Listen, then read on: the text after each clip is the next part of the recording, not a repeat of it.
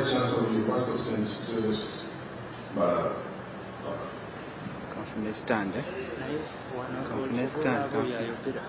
Let us pray. God, our Creator and source of everything that is good, we want to thank you for bringing us here safely to the 6th annual Higher Education Conference that is being held here in Mbarara City. We want to thank you in a special way for having in our midst the First Lady and Minister of Education and Sports, Mama Janet Museveni. We want to thank you for the support and the guidance she has given to universities and other institutions of higher learning in this country.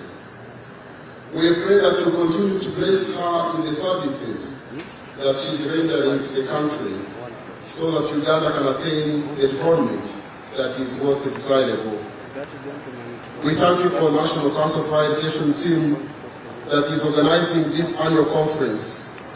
We ask you, Lord, to guide them so that the aims of this conference may be realized.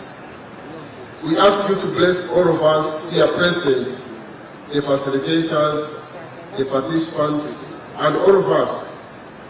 Provide us with a conducive environment that will help us to appreciate the best practices and strategies for artificial intelligence integration in higher education in Uganda, as reflected in the theme of this conference. We ask you, Lord, to guide us so that the knowledge that we shall acquire in this conference may be used for the transformation of our country, Uganda. In your holy name, we have prayed. Amen.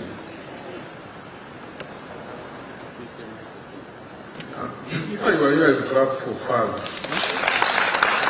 That was a nice prayer.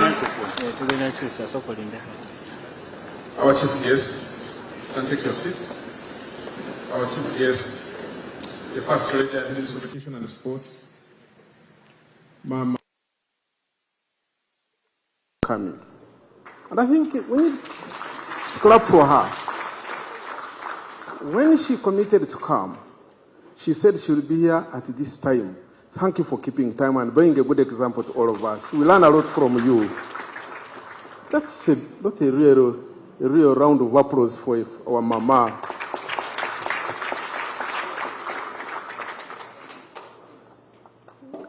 We want to welcome you to the 6th National Council Annual Higher Education Conference held in Mbarara City.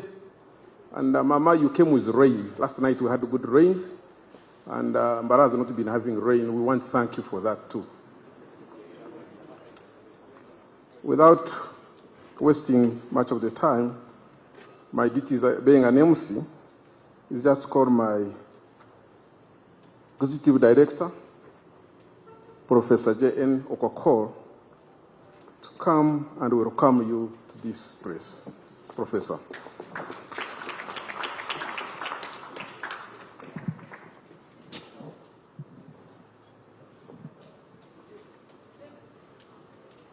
Our chief guest, the First Lady and Minister of Education and Sports, Mama Janet Kataha Museveni, the Chairperson and Honourable Members of the Parliamentary Committee on Education and Sports, Permanent Secretary, Minister of Education and Sports, the Chairperson and members of the Council of the National Council for Higher Education present, members of management of NCHE, Vice Chancellors and Principals present,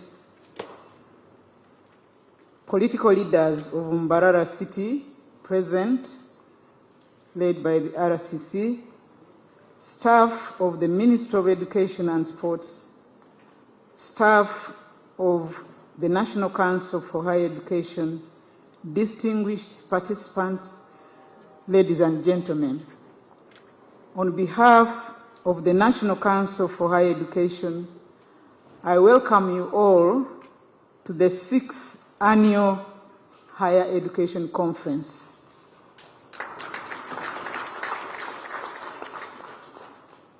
I would like in a special way to welcome the First Lady and Minister of Education and Sports, Mama Janet Kataha Museveni. We very much appreciate your having accepted our invitation and coming to grace this occasion amidst your busy schedule. Thank you very much indeed. Honourable Minister, the annual Higher Education Week is a premier feature of the National Council for Higher Education calendar. It is aimed at raising awareness about quality higher education with focus on a selected topical issue. During the week, we also reflect upon and celebrate the vital role higher education plays in national development. The week consists of two main events: the annual Higher Education Conference, which is being held here today and tomorrow, and the annual Higher Education Exhibition, which will be held in Kamukuzi grounds starting on the 27th of this month. The selection of the theme, Challenges, Best Practices and Strategies of Artificial Intelligence AI Integration in Higher Education in Uganda, was intended to address AI as an emerging technology in the higher education space. This Higher Education Week is intended to create a platform for the providers of higher education to interact with other stakeholders in order to provide them with information on matters pertaining to higher education. This conference will therefore provide a platform for the dissemination of research outputs, mostly on artificial intelligence. I'm pleased to note that this event has attracted several submissions comprising of research papers and project presentations. This is the first AI-related conference held by the National Council for Higher Education. We consider it important to synthesize multiple ideas for AI integration in higher education that can initiate the development and adoption of a common strategy by all higher education stakeholders. Specifically, AI adoption for higher education offers strategies that can significantly provide solutions to address long-standing challenges in higher education for regulation, education, and research management and delivery. Honourable Minister, distinguished participants, AI is part of the technological strategic tools that National Council for Higher Education has deployed and will strengthen in the 2025-2026 to 2029-2030 strategic planning cycle. We have initiated use of AI to strengthen data management for decision support and policy formulation. We have adopted AI research assistance and analysis tools. AI is also expected to improve data collection surveys for annual state of higher education, as well as case studies to inform policy and enhance regulation. Today, AI is increasingly imperative in higher education as it is the cornerstone of technological revolution in teaching and learning. It provides personalized learning experiences, it enhances research capabilities, and equips students with skills needed for the future workforce. AI is shaping our world and the future of humanity. We have seen huge developments in the technology realm with the AI advancements, and it is here to mold the future as we stand on the threshold of a new era. There is need for government and other higher education proprietors to provide more funding so as to enable integration of AI in higher education. AI integration is costly and requires a lot of investment in infrastructure to ensure access to reliable internet connectivity, in computing power, in necessary software and hardware, as well as capacity building, among others. Policies and guidelines for integration of AI in education are essential. These policies will help to regulate broad AI principles, data privacy, ethical considerations. Also, it will penalize malicious AI behavior and promote cybersecurity. In order to promote AI literacy, there is need for higher education institutions to review the teaching curricula to integrate AI concepts in teaching students so as to enable them critically evaluate AI and its outputs. There should also be specific courses and workshops that equip students with skills to understand and utilize AI.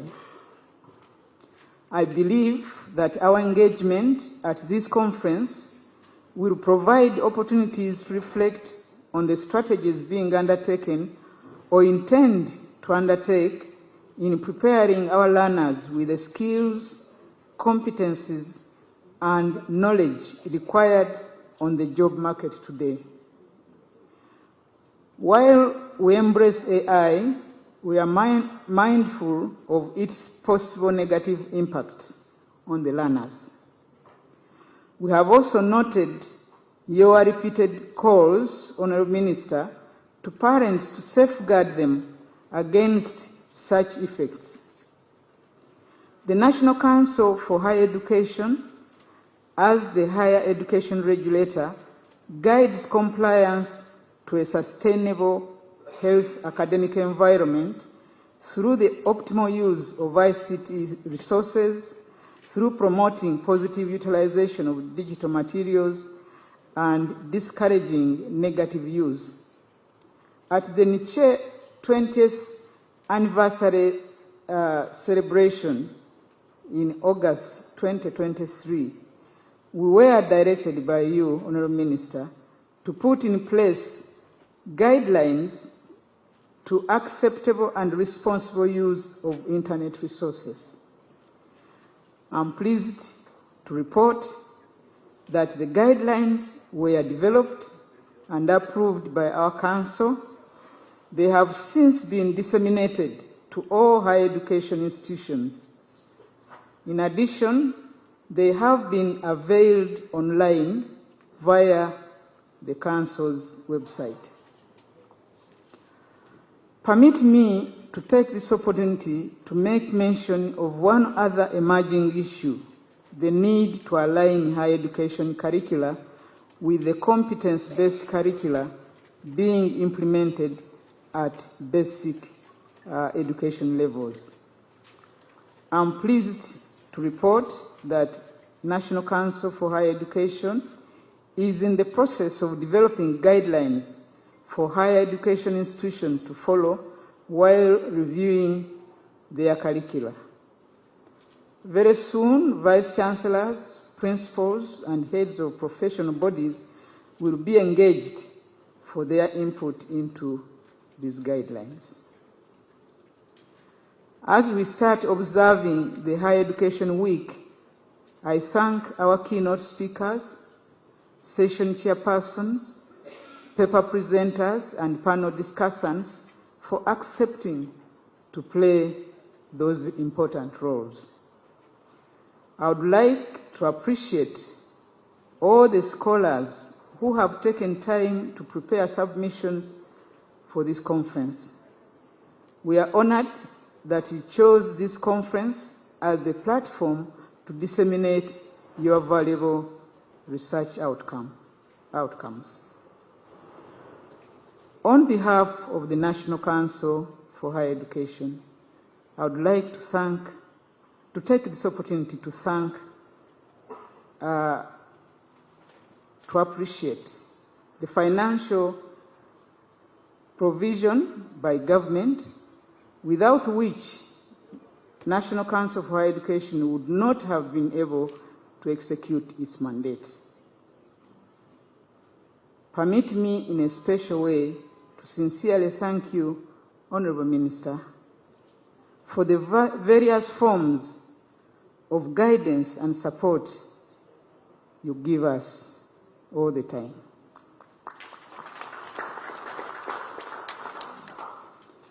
The Ministry as a whole has been supportive, and the Permanent Secretary is present with us. I would like to say on behalf of the Council that we are very grateful for this support of the Ministry. The Parliamentary Committee on Education and Sports has also been always supportive, and the Chairperson and some members of that committee are here. Would like them to receive on behalf of the committee our appreciation for the support that they render us, especially when we are trying to secure additional budgetary support.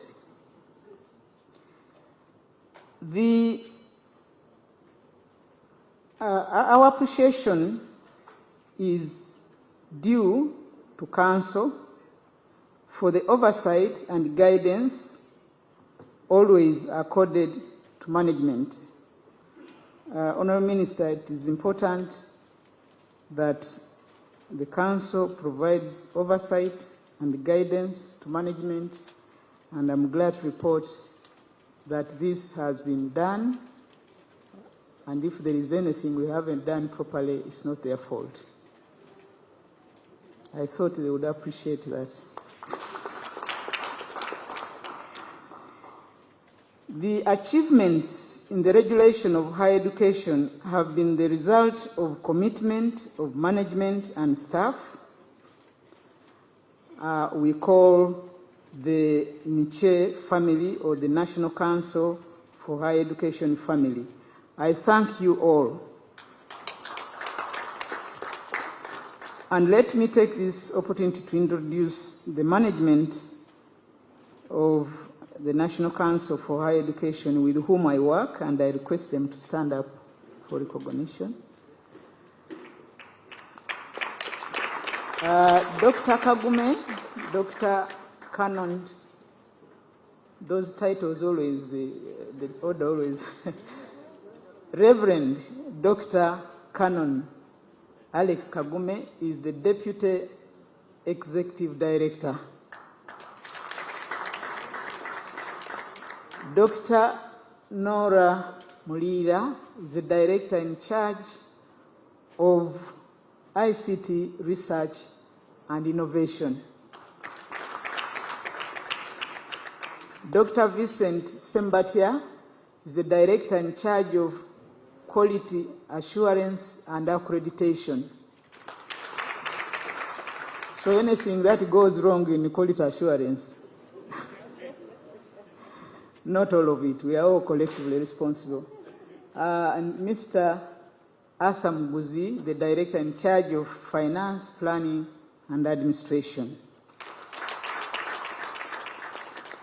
But would not deliver without the support of all the members of the NCHE family.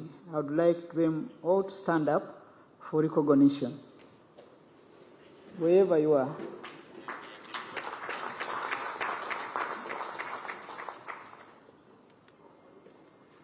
Last but not least, I commend the organizing committee of this conference, led by the director, Dr. Nora Mulira, for the hard work and dedication to the success of the conference. Dr. Mulira and team, please stand up for recognition. We appreciate you.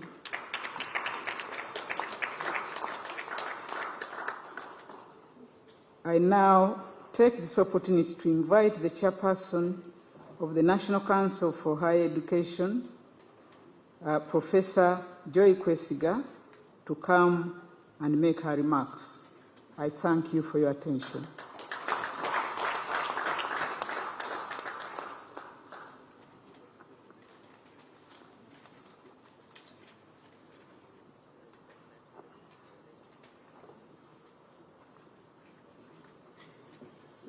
Thank you, Executive Director, Professor Mel Kwako.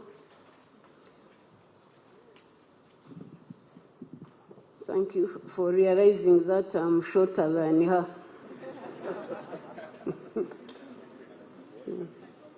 The First Lady and Minister of Education and Sports, the Chairperson and Honorable Members of Parliament, the Parliamentary Committee on Education and Sports, the Honorable Member of Parliament present, maybe there are others, I'm not sure, Permanent Secretary, Minister of Education and Sports,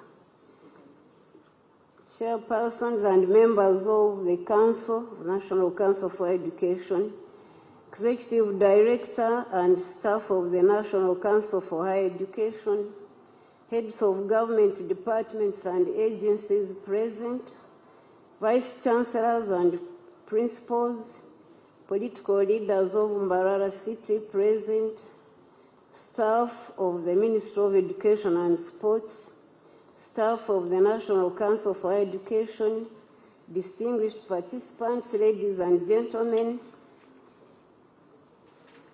I take this opportunity to welcome you all to Mbarara City for the 6th Annual Higher Education Conference 2025, organized by the National Council for Education. As has been stated, this is the second conference to be held outside Kampala. We enjoyed a good time last year in Mbale. In a special way, allow me, participants, to welcome the First Lady and Honorable Minister of Education and Sports for accepting to officiate on this occasion. As Council, we are very grateful to you, Mama, for always accepting to officiate at such functions. We recall with appreciation that even during the time of COVID-19 pandemic, you would attend online. We feel very greatly honored. Our chief guest, the Council, is established by the Universities and Other Tertiary Institutions Act, CAP 262, is under Section 4 mandated to, among other functions, to promote and develop the processing and dissemination of information on higher education for the benefit of the people. To achieve this, the Council annually organizes stakeholder engagements like this and exhibition where information is disseminated to the public. Every year, Council identifies a theme, as has been explained, from among the emerging issues in education to provide a framework for messaging throughout the Higher Education Week. After thorough research, the findings are disseminated to the public. I just want to emphasize the theme for this week: challenges, best practices and strategies of artificial intelligence, AI, integration in higher education in Uganda. My comments will be of emphasis on what the Executive Director has talked about AI, because it's an important and pertinent subject. So some comments may overlap, but mainly for emphasis. AI has become increasingly important in today's world, as it has the potential to revolutionize the education sector.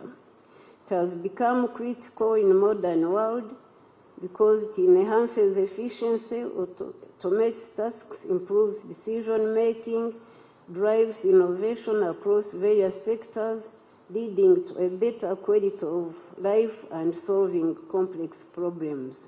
We have already had discussions this morning, and the keynote speaker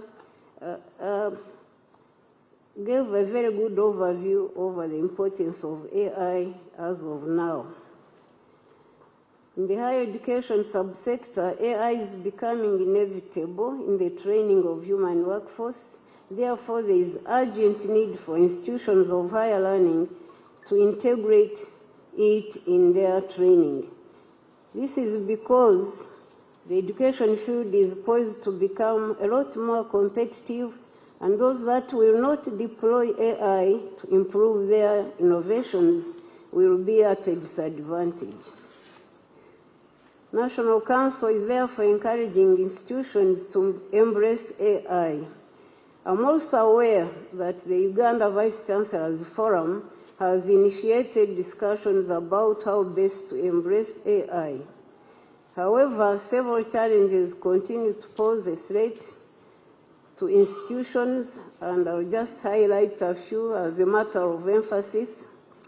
Of immediate concern from the perspective of higher education is the fact that students have already embraced AI tools that can enable them generate research proposals and research in a very short time, generate essays, solve mathematical problems, and answer questions.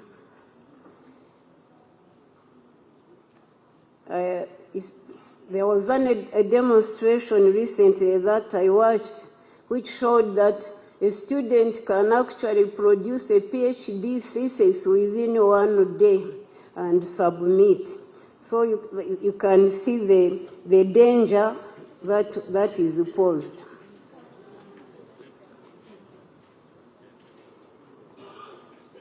AI detector can also be used to detect the percentage of AI-generated content. This requires that the teachers must move faster than the students, and this is not the case as of now in the main, as far as I know. UNESCO use of AI is academic dishonesty and erosion of critical thinking skills. Over-reliance on AI may lead to reduced problem-solving and analytical skills depending on how it is utilized. There is a risk of misinformation because AI-generated content may include errors or biased information. Plagiarism is likely to go undetected, and there is therefore the difficulty of differentiating between genuine students' effort and AI output, which undermines quality of education. It also means that it is imperative to check this trend, otherwise our students will actually not learn. Number 2, under AI, I would like to emphasize that at national level, we don't have guidelines and policies developed as of now how we can ethically integrate AI in our training. The cost of implementing and maintaining AI systems is very high, as the Executive Director has emphasized, and I'm not going into details about this, but we need the infrastructure, internet, as has been pointed out. There is also the challenge of skills gap, especially the shortage of AI-skilled educators. and IT professionals with the necessary skills in higher education. It is pleasing to note that some institutions have already embarked on this journey by initiating policies. Others have AI clubs, but this is just still ad hoc, as it were. We still need a national policy in this area. And as is always the case within our education system, the question of equity is still an issue, because the access to all these facilities is not open to all areas, especially rural areas, and also there is still a gender gap, as will always be the case. These resources are not adequately distributed. As we embrace AI in our institutions, there is need for government to support institutions of higher learning by putting in place a fund to support infrastructure development, arrangements for improving on the nationwide internet connectivity, a policy to subsidize the cost of ICT equipment to enable institutions afford the systems, and the funds for training of educators in AI, and students should be able to afford these equipments too. If we do not attend to these emerging issues, we shall, as a country, not progress with the rest of the world. Our chief guest, moving away from today's theme, allow me, Honourable Minister, to point out that as a council, we are all challenged with the delays in amending the Universities and Other Tertiary Institutions Act, CAP 262. The delays in amending the Act have resulted into overlapping mandates with agencies that have been established under the Ministry of Education and Sports. Higher education institutions are finding challenges regarding which agency to pay allegiance to. An example is the TVET Act, where some areas conflict with those of the National Council for Higher Education provisions. Another challenge is the fact that the National Council for Higher Education, although it has regulatory powers, but does not have the powers to enforce the regulations, to enforce the law. This impinges on the quality of service delivery. Our prayer, Honourable Minister, is that the process of amending the Act be expedited.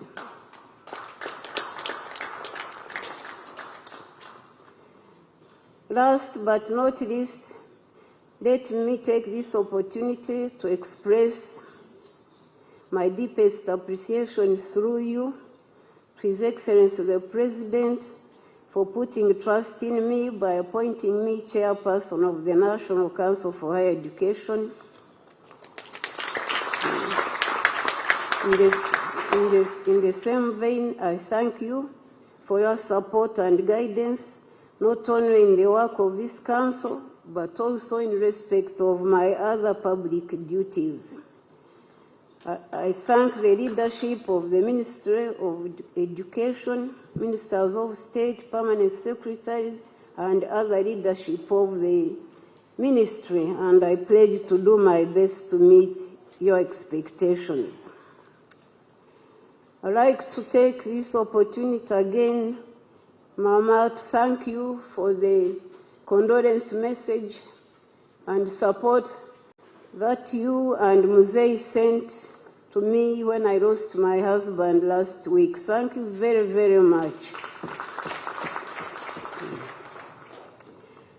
I was gratified by colleagues at the National Council for Higher Education, the Council, and the Vice Chancellor's Forum for putting confidence in me I equally cherish the support I'm getting from the National Council for Education Secretariat under the leadership of Professor Mero Kwakor. Thank you for helping me to start off my work. Let me end by introducing the members of the council who are present here. If you could stand up, please.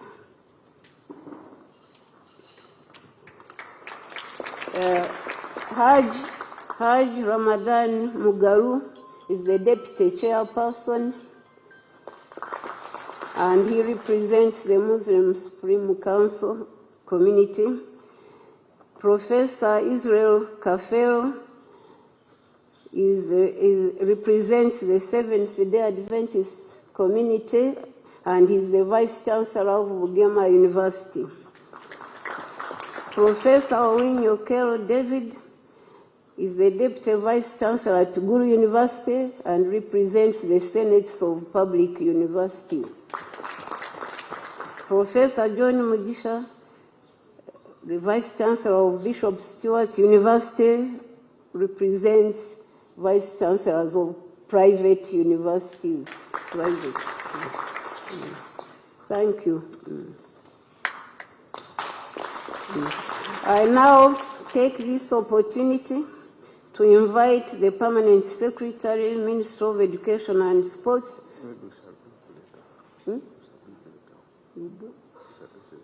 Okay. Thank you. That role has been removed from me. Thank you very much. Thank you.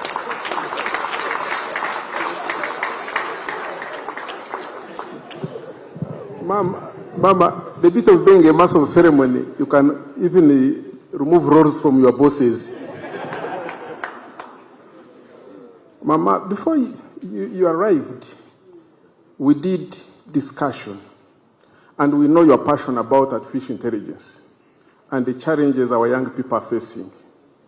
And the organizers of this conference thought that in very few minutes, we wrap up for you, so that you become a fully member who attended the conference from the beginning. Even some members came late. That means you'll be even much better than them. Can I invite Dr. Nora Murira, who is the Director of Research at the National Council, to do the wrap-up? And Dr. Nora, once you finish the wrap-up, you'll take the honor to introduce. Mama, we had two keynote speakers. One was international, based in India, and one, I would not call him local, but he's based in Uganda. Dr. Nora.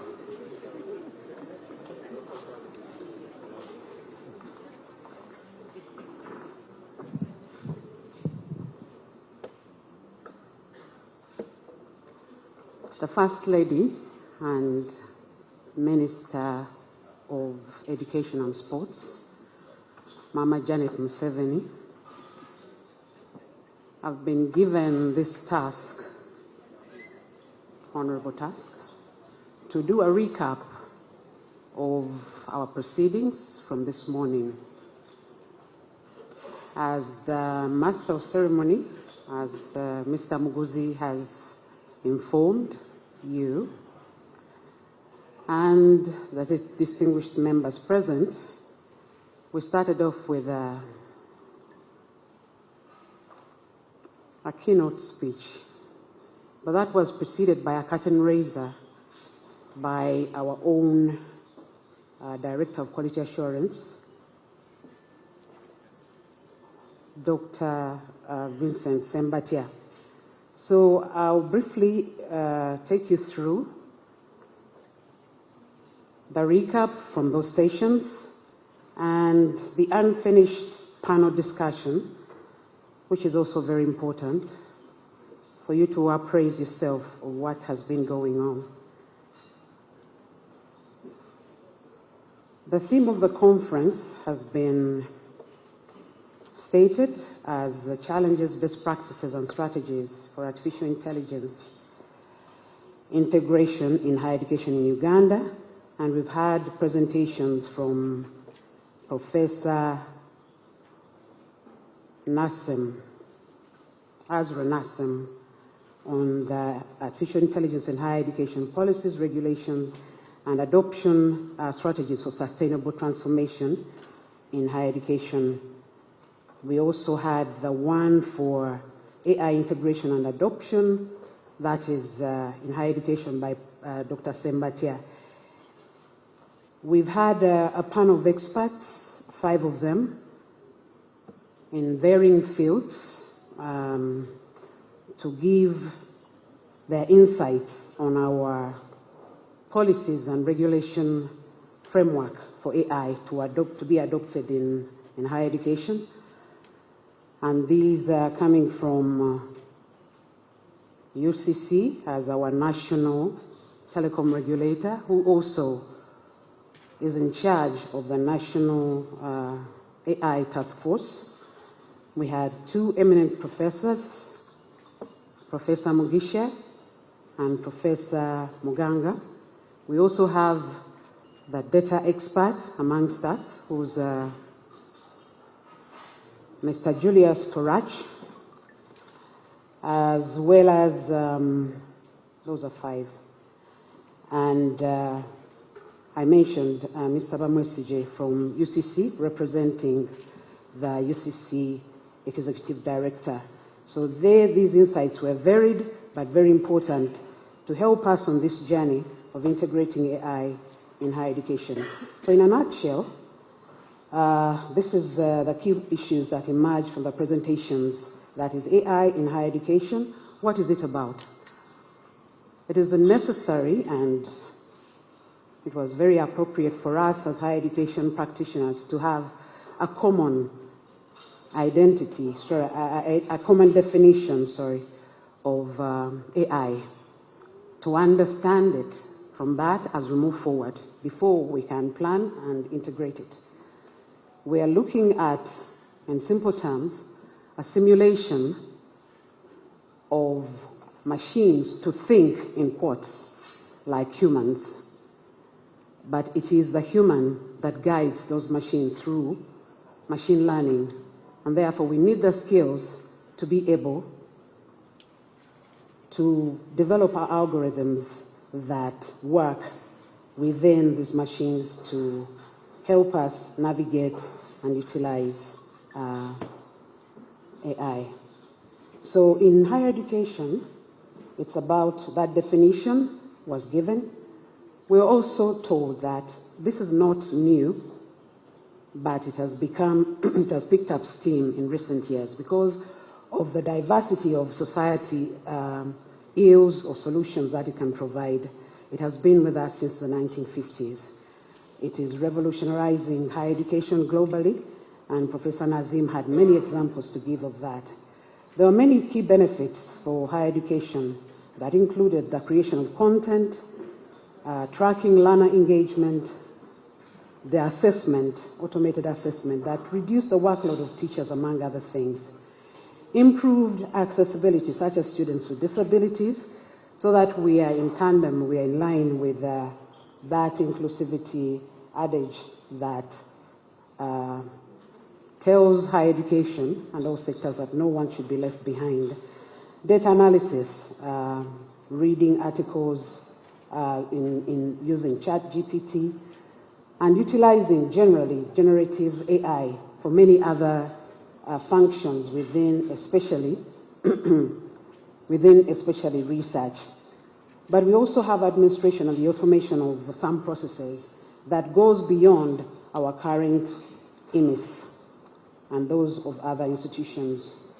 The challenges were identified as the digital divide, the inadequate capacity for educators and teachers in higher education institutions to use AI, hence needing the necessary skills and mindset to be able to utilize AI when their students are already gone before them. Inadequate policies and guidelines on the use of AI, especially around data and data security, and most institutions are in the process of developing policies on AI.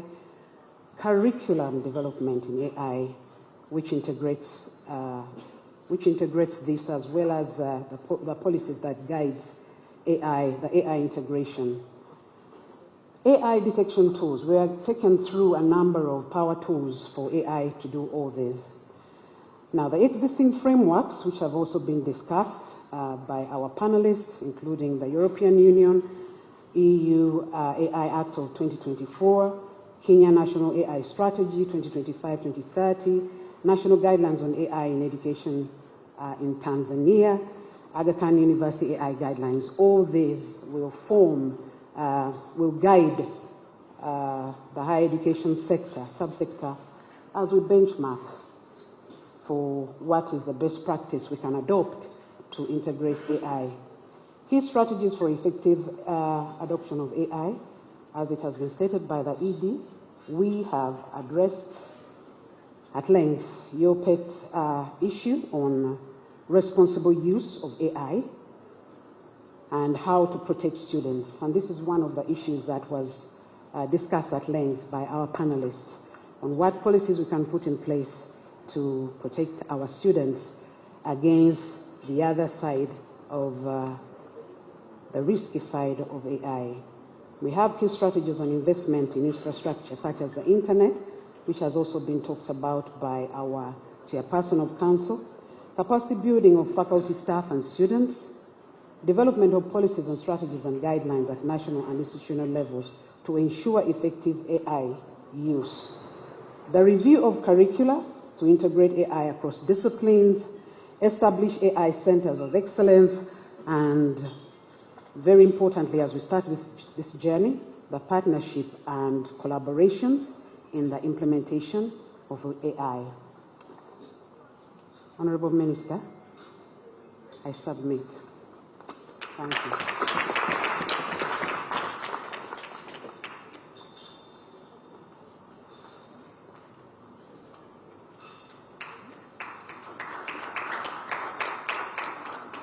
Dr. Nora, this perhaps shows that you're supposed to invite a keynote speaker.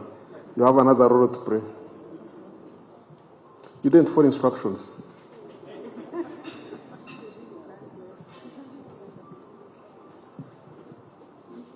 Mama, sometimes you have those people, especially with artificial intelligence. We can forget, but we shall use ChatGPT. You're supposed to introduce a keynote speaker and invite him so that Mama can listen.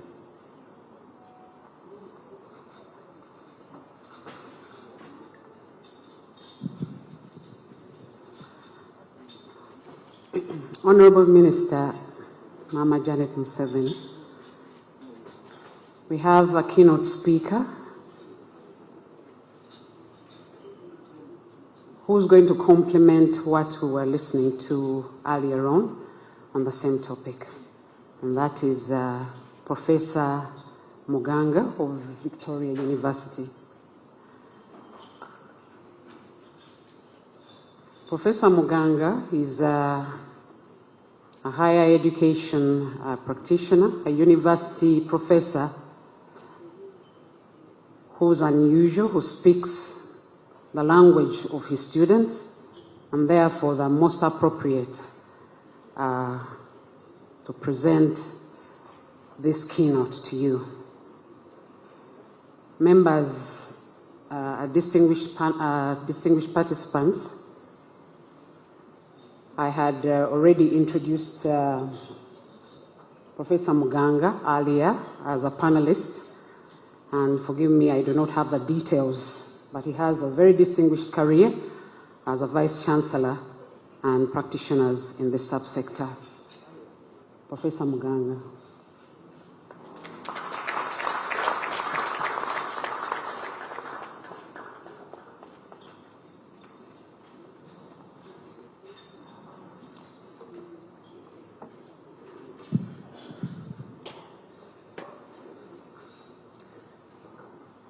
Our chief guest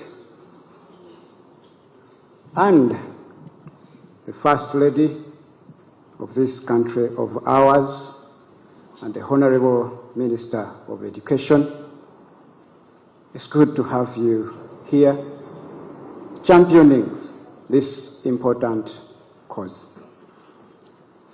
the Chairperson of the Education Parliamentary Commission,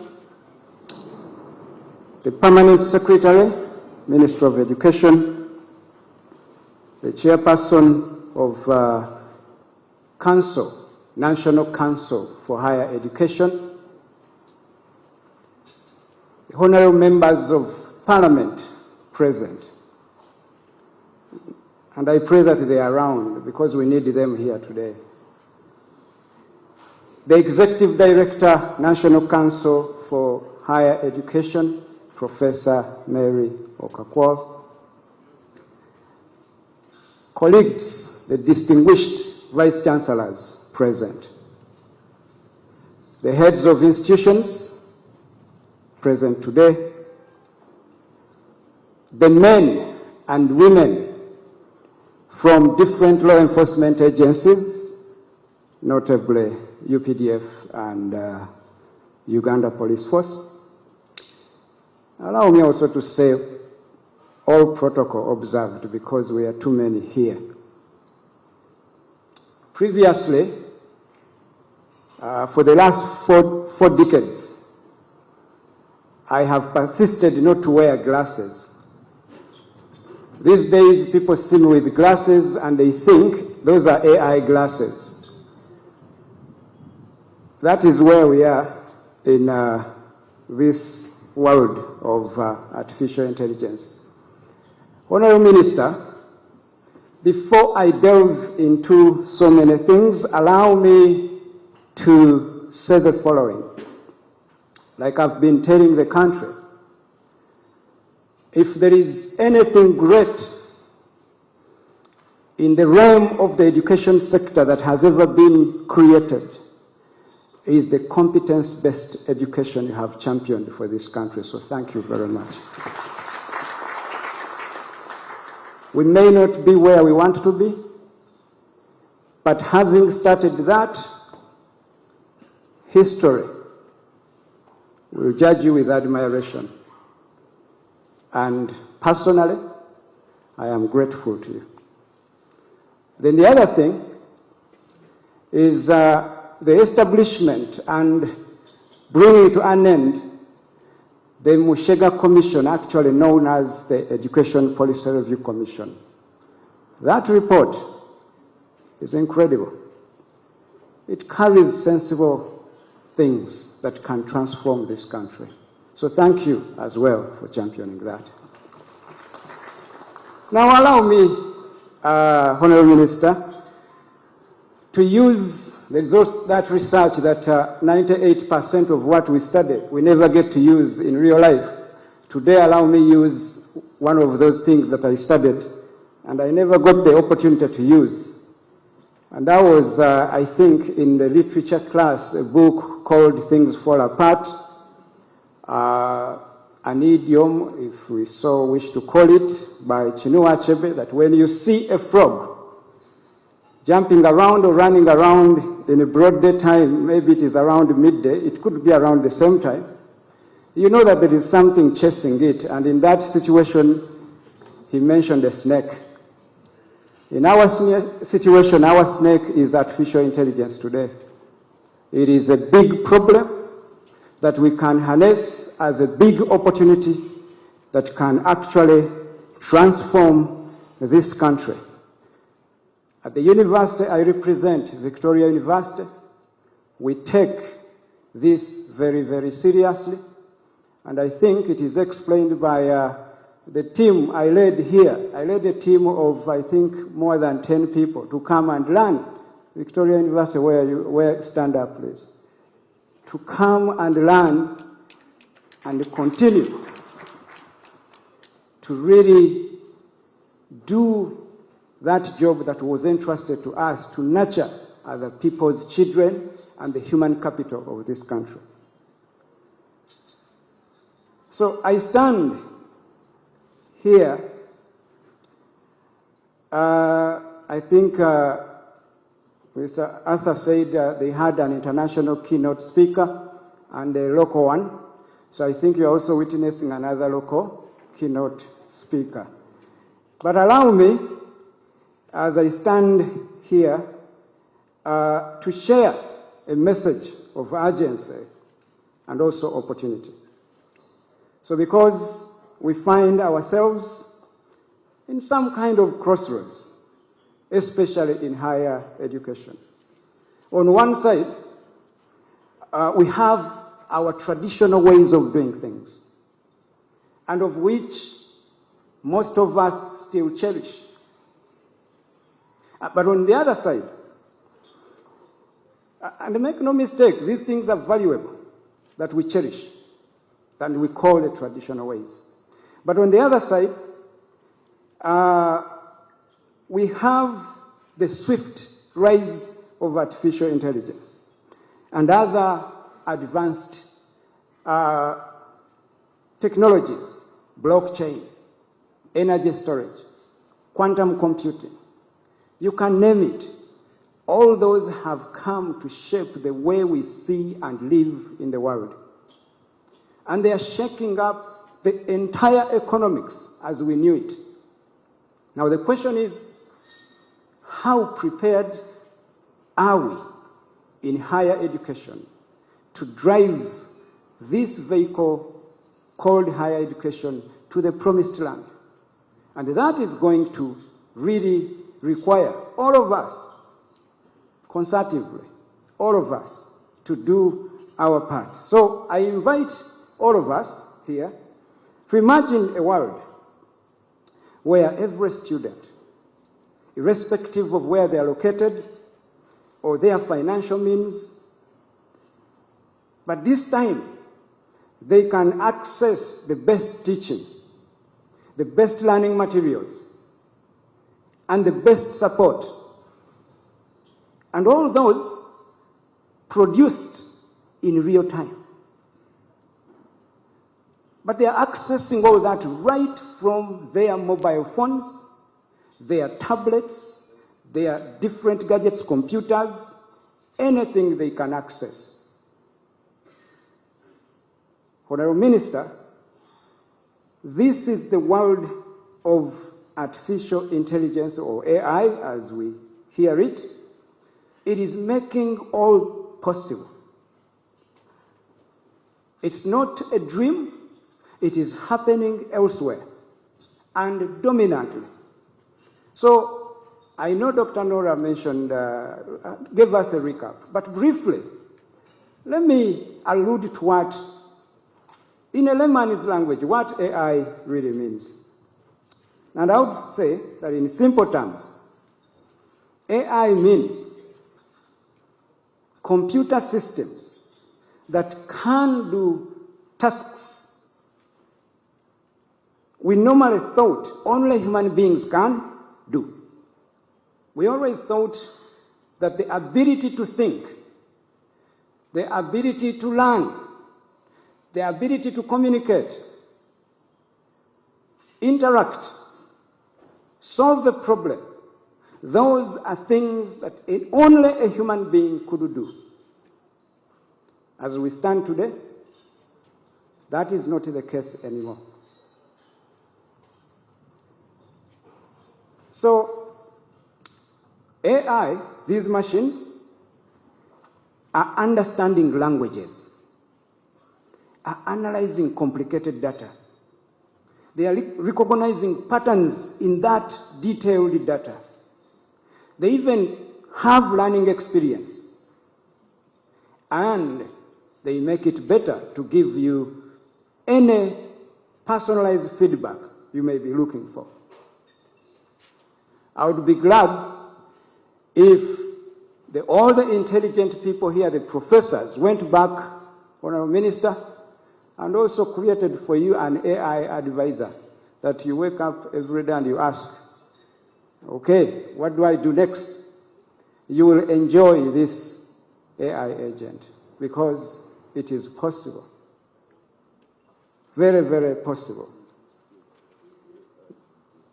So you can think of AI as a smart helper who tirelessly will work around the clock, guiding students through different lessons, and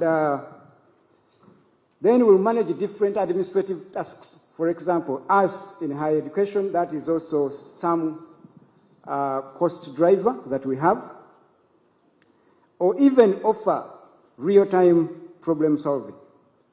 And some of you, you have used phones to translate different languages or sentences, maybe get product recommendations from different sites, or even ask digital assistants, Siri, Google Assistant, you name it, Alexa.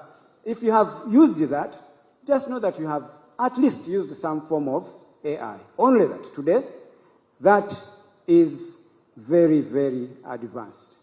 Now, Honorable Minister, allow me to contextualize this for us to understand the magnitude of the problem we face and also the magnitude of the opportunity that we can actually tap into to make higher education the envy of the region we are in, Africa, and the world.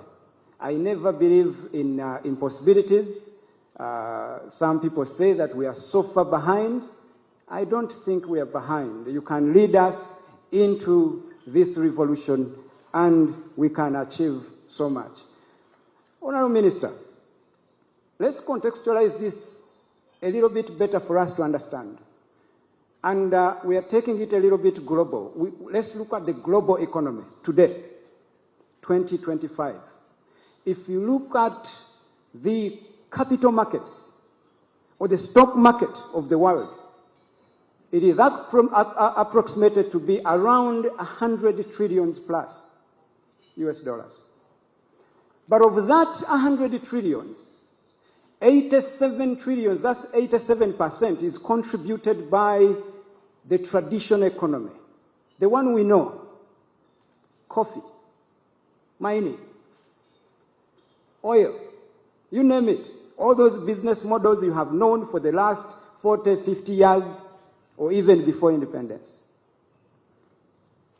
Now, within the last 6 years, a new economy has emerged within, and that is the disruptive innovation technology economy. And now, it constitutes 13 trillions. That is 13% of the global equity market capitalization. But that is not so admirable. Look at what is coming in 2030. That is how many years from now? 5 years from now, as the estimates and forecasts are looking at, World Bank, IMF, and African Development Bank. What is coming in 2030 is as precise as this, that the global equity market capitalization is going to hit 300 trillions. But now, the contributions have shifted, have reversed. The traditional economy will only contribute 100 trillions. That's about 30%. And then the disruptive innovation technology economy, Honorable Minister, will contribute 200 trillions. Now that should really trigger us to ask ourselves a question. In the higher education sector, which economy should we educate for? When we make policies, where should the policies really point? If I'm teaching students, where should I really focus? Of course, the answer is obvious.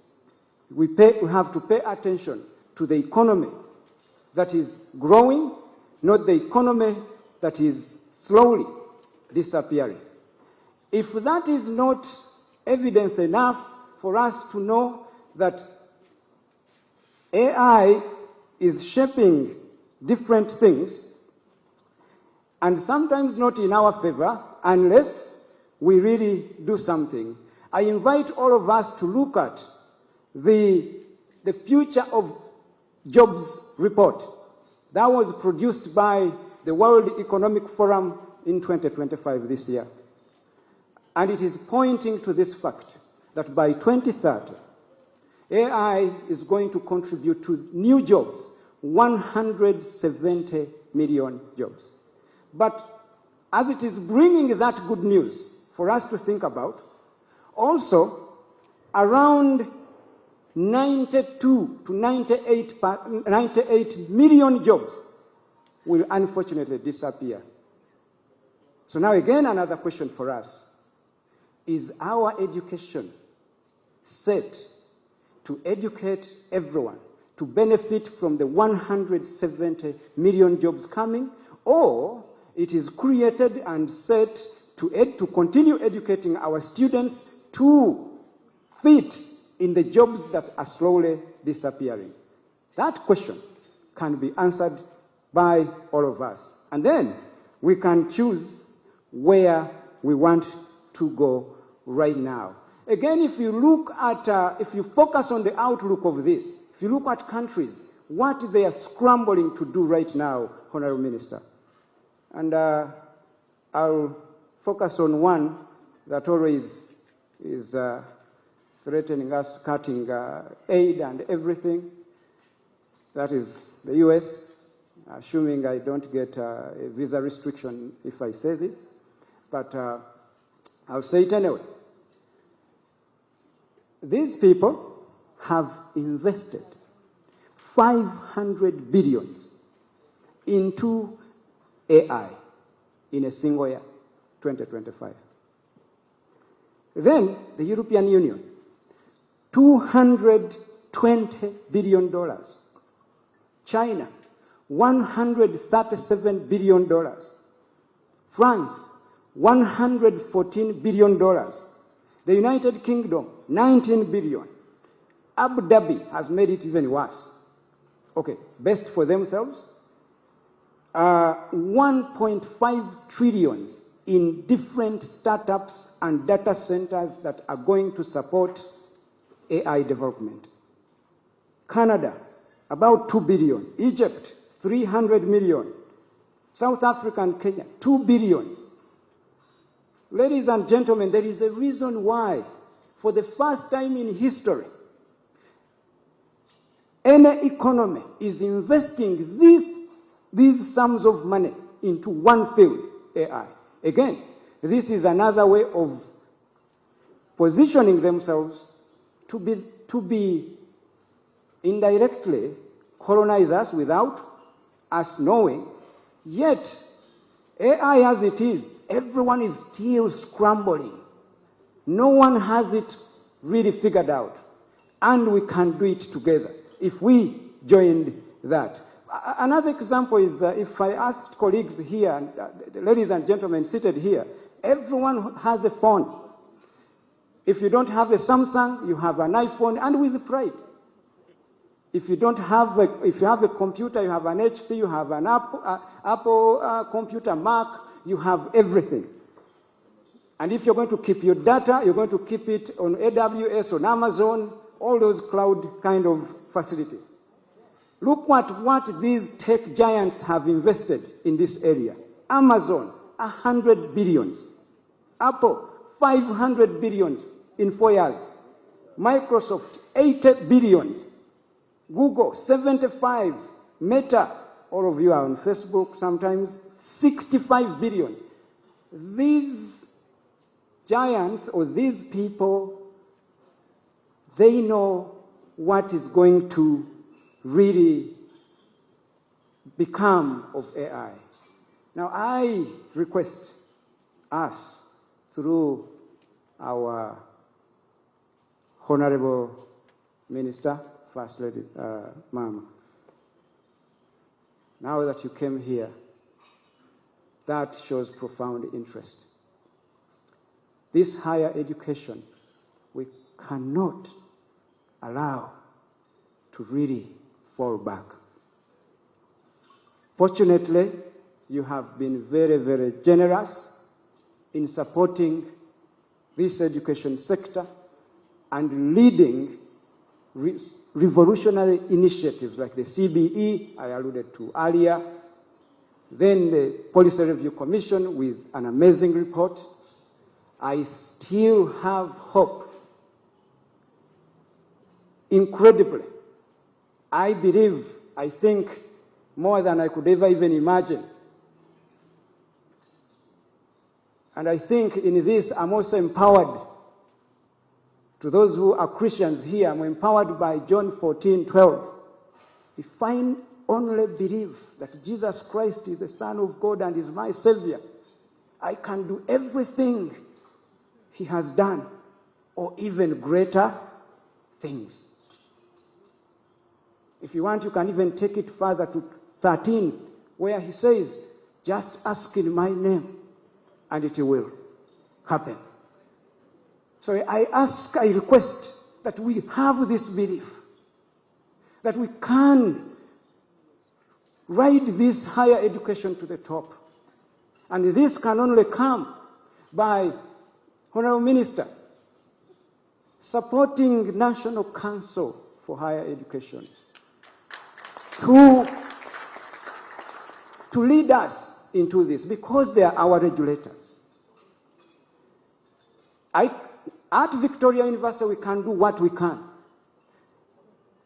Makerere can do what they can. Bishop Stewart will do what they can. Cavalry University will do whatever they can. But we need someone to pay attention. And because every child we educate is not my child as Lawrence Muganga, but a child of this country who is going to be applying themselves to the entire universe. That is the child, the student we need to produce in this country. If they are ably funded, they are able to really champion this cause. And why I noted that we needed also members of parliament. And since I have the chair of the Education Parliamentary Review Commission, and any other member of parliament who may be present, I have a humble plea. And you can talk to your colleagues that education makes or breaks a country.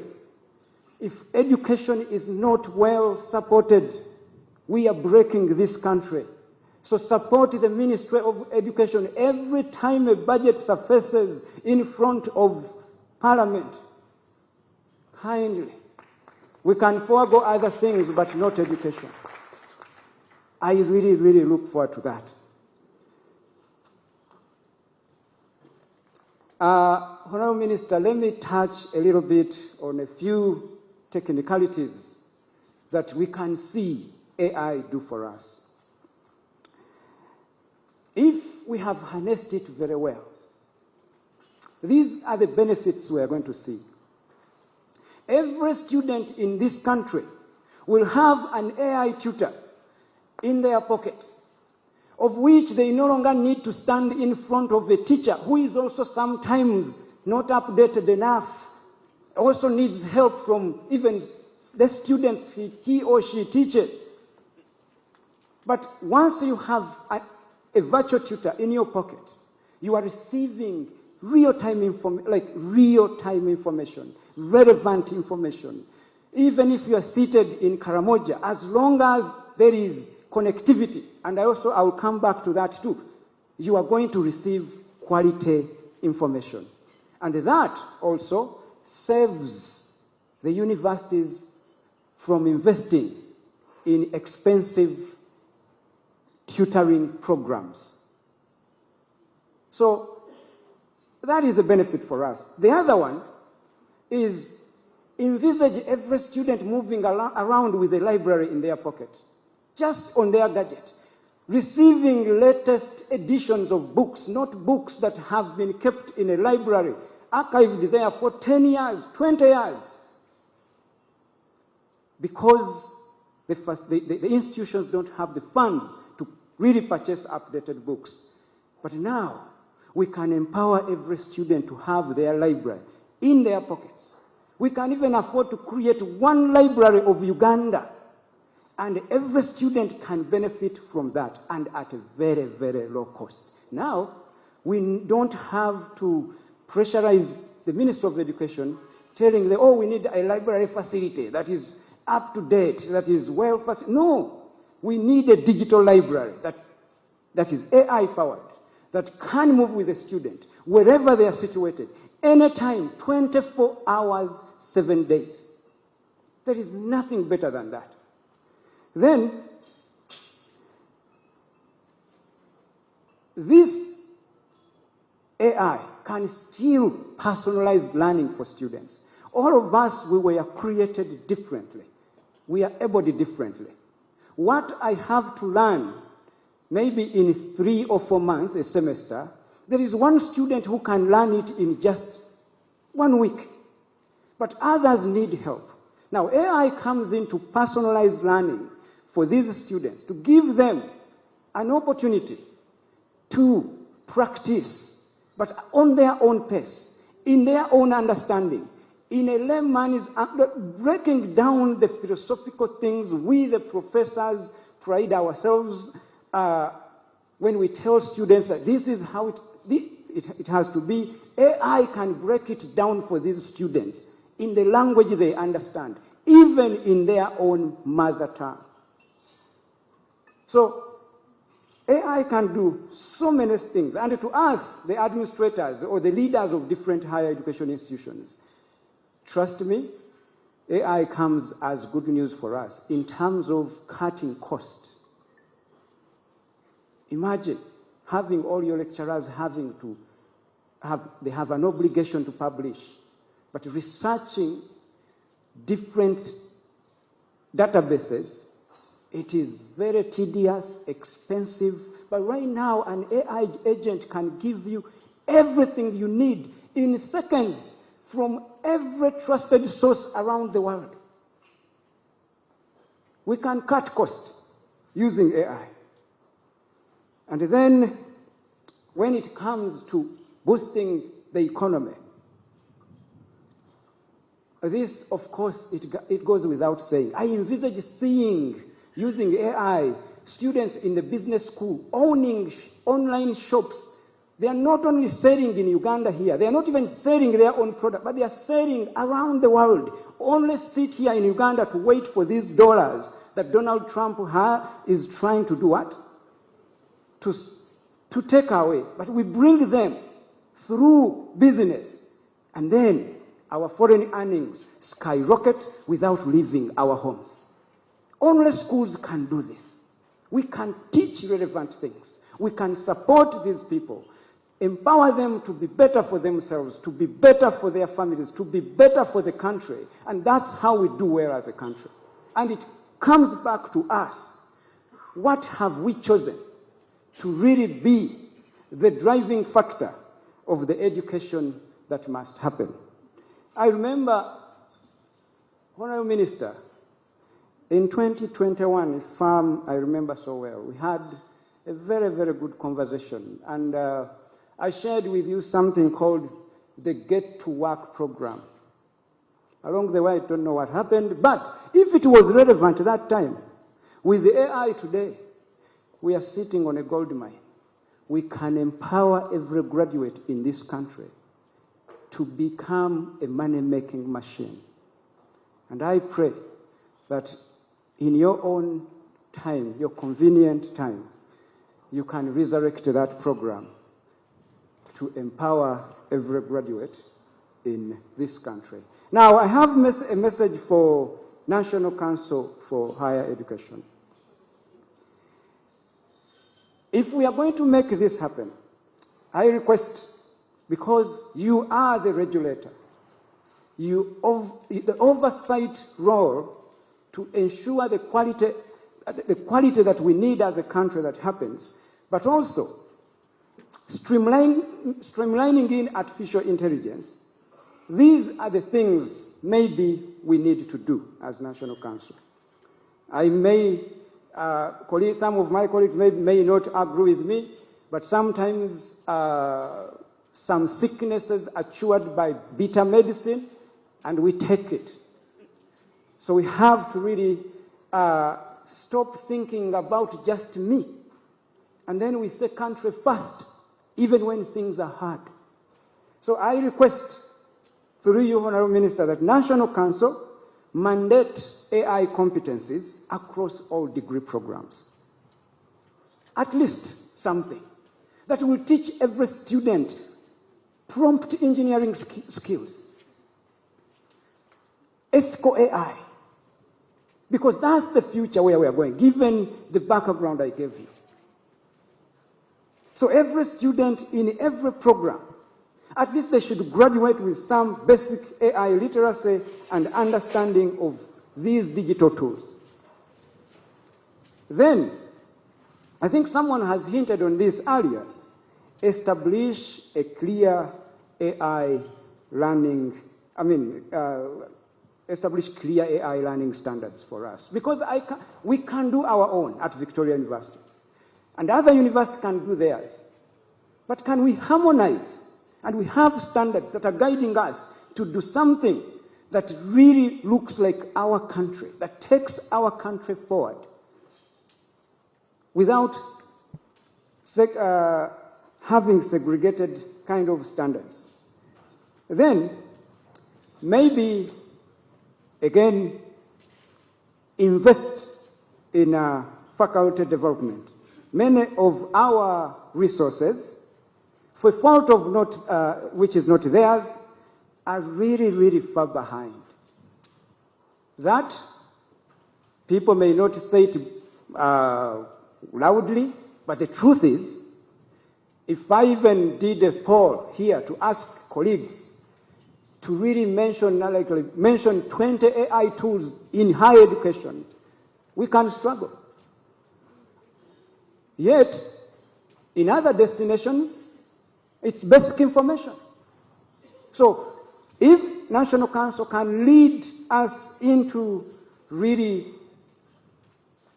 reinventing ourselves through different trainings, maybe National Council can have a train-the-trainer program, different workshops, in partnerships with different agencies that are really conversant with what is going on. That is going to really help us. And now you see, Honorable Minister, why I said we need National Council to be very well funded. But right now, and I've noticed every time we send in programs, we do everything, you realize that the staffing is a thing. They can't do much with really the staff they have, given the needs we have as higher education institutions. I also want to request the National Council to promote inter-university collaborations. Maybe we can set up an AI data center for all of us. We say no to competition. It doesn't help the Ugandan child. We say no to pride. We can share resources. We can reduce cost. We can drive this economy to where we want it to be. And only us, we can do it. The business of people saying, oh, government, but who is government? Government is us. It begins with us. We can do something and then we move forward. And then maybe also this,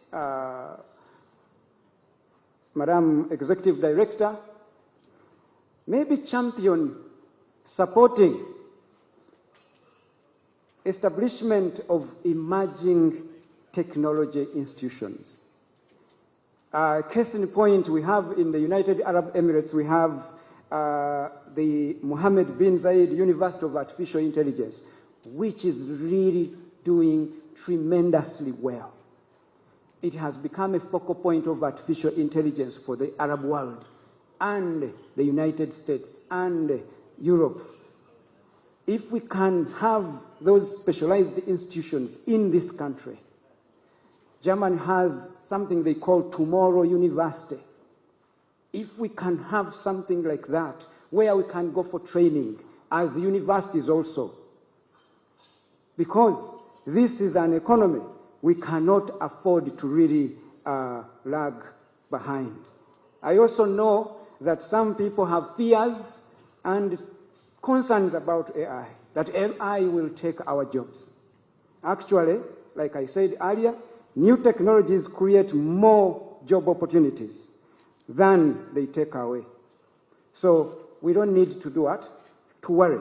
But we need to prepare to churn out graduates that can fit in the world we live in today, in the real world, not creating students to go in a world that we have really left behind.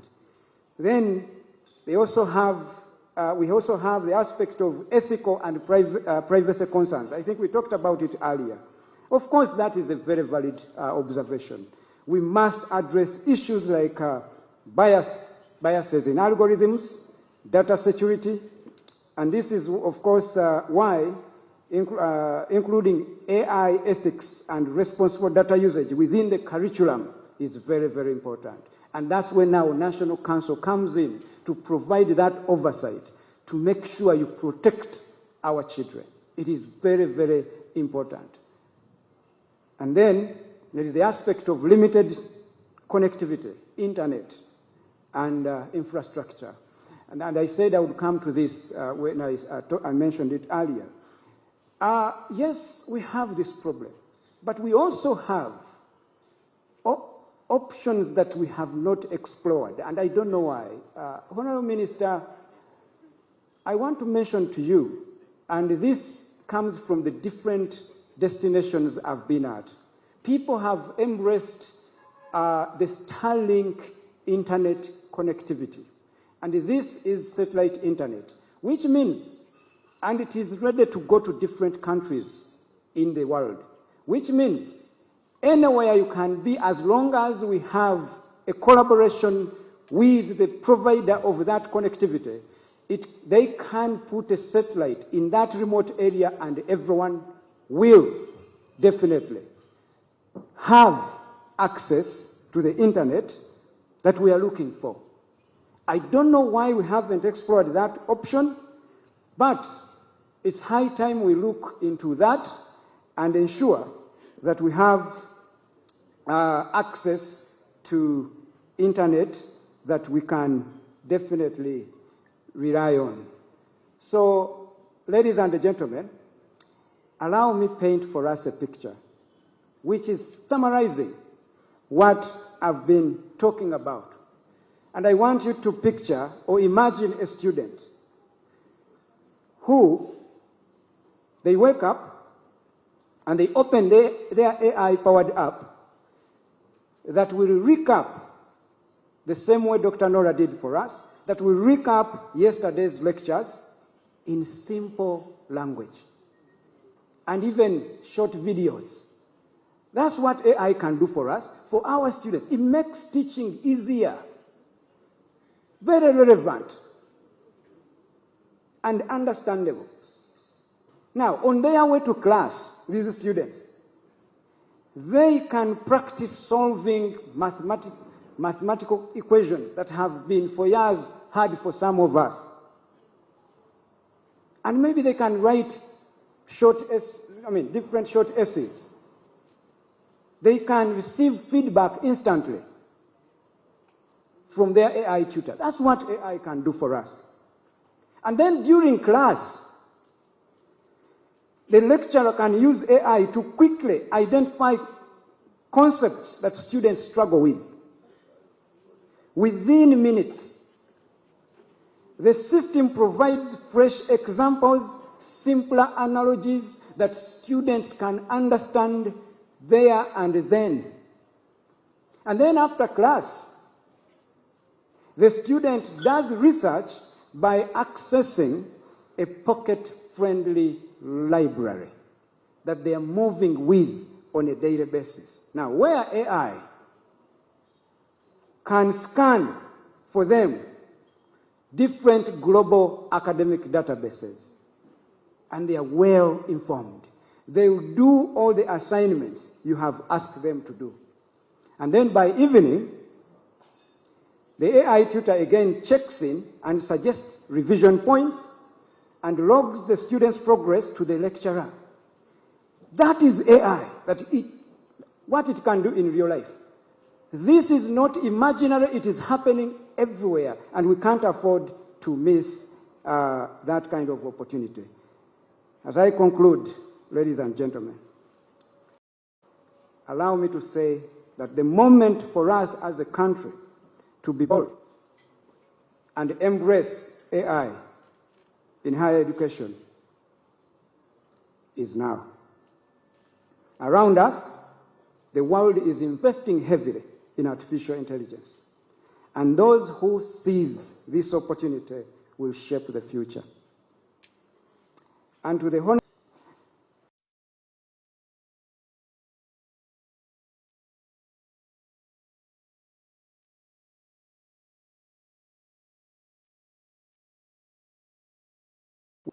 AI is no longer a topic we have to discuss here. It will be mainstream conversation.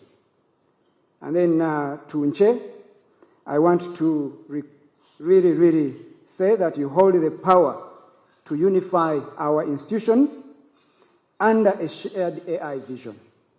We cannot wait to see that happen.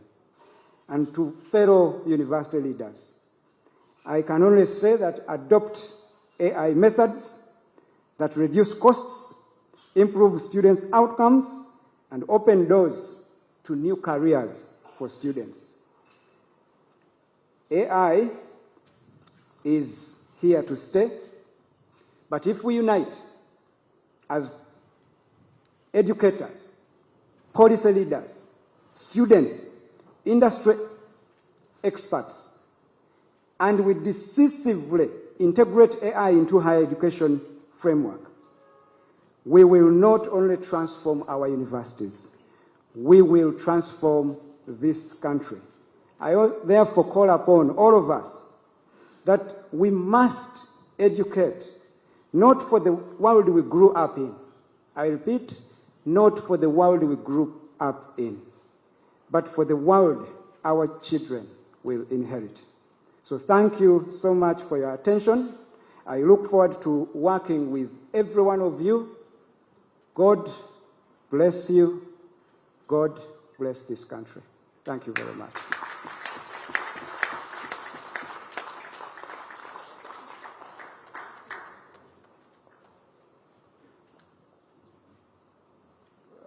As Dr. Sembate would say, that he deserves more clap.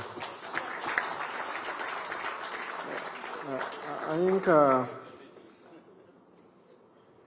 today we cannot go back the same, because he has done it in a simpler language, and I see a number of us checking, and recently someone was asked whether he has a computer, and he says no. Then they asked him, do you have a smartphone? He said yes. Then you have a computer? He said, I didn't know that my phone is a what? Is a computer. And therefore, I totally agree that Professor Muganga, thank you very much, and especially for that support towards the National Council. And I know my ED would say it.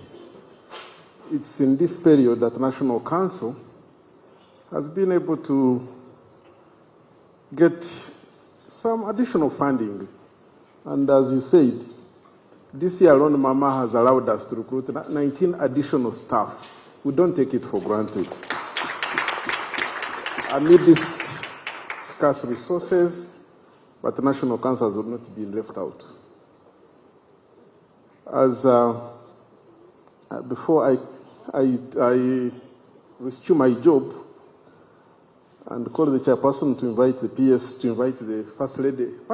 Mama, allow me a number of people who are here and to officially introduce them again to you. And some of them, you know them, but allow me to introduce the Permanent Secretary here with us. We love her, Dr. Kedris Tuliaji, and we don't take her support for granted. Allow me to introduce our chairperson. She spoke, Professor Joy. And we like that determination. Last week, but here she is to support higher education. We don't take it. May God continue to bless you. We have the chairperson of the Education and Sports, and is very supportive, Honorable James Kubeteria. We don't take it for granted. Mama, we have Honorable Rita Kwase Wahika. She's a woman MP, and you see her bandage in the head. You don't miss her. Yeah. We have the host, Vice Chancellor of Mbarara University Science and Technology, Professor Pauline Biachika. I don't know where she picked the color, but it looks a good color. Allow me, Mama, that the local leadership here welcomed you. It's a national conference, but we are blessed to have the RDC, Catherine Kamwine, RCC. Mbarara is a city. We have the mayor, Mayor Kachevezi, and we have the town clerk and the other officials, and the town clerk. And Mama, there is someone who can never miss. You cannot talk about university education and you forget to talk about Professor Barnabas Nawangwe. Can you stand up? Now, can I request all the vice chancellors to stand up? Mama can recognize you, all vice chancellors.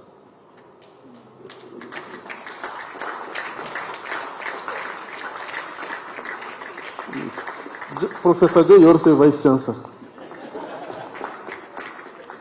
Mama, we have deputy vice chancellors. Deputy vice chancellors.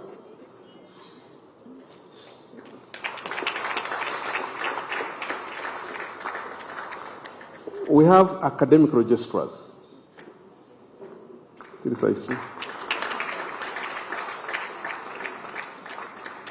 We also have principals of tertiary institutions.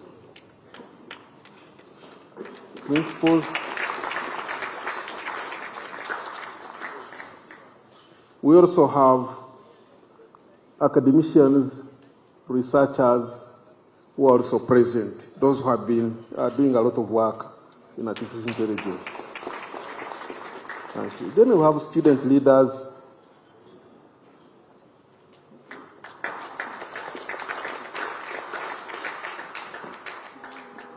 For now, Mama, allow me to stop there because a number of people, when they heard that you are coming, they wanted to come and listen to you and also to listen to this good topic. Can I reclaim my job by asking Professor Joy Kwesiga to come and briefly welcome our dear Permanent Secretary to invite our chief guest. Thank you.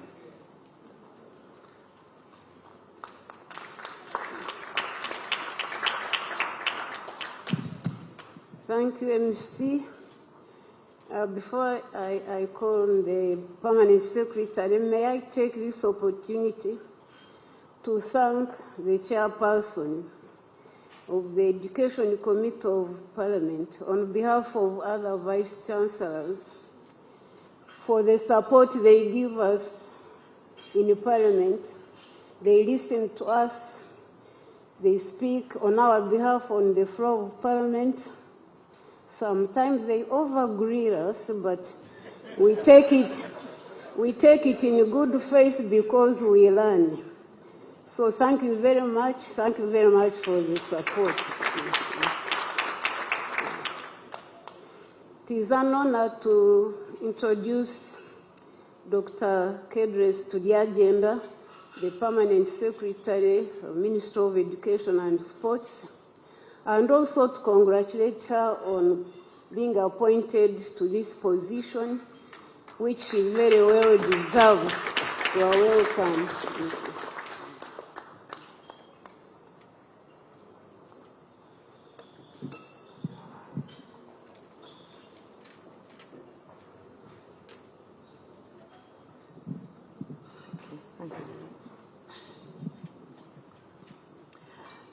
The chief guest, the First Lady, Honorable Minister of Education and Sports, we are so glad to have you with us.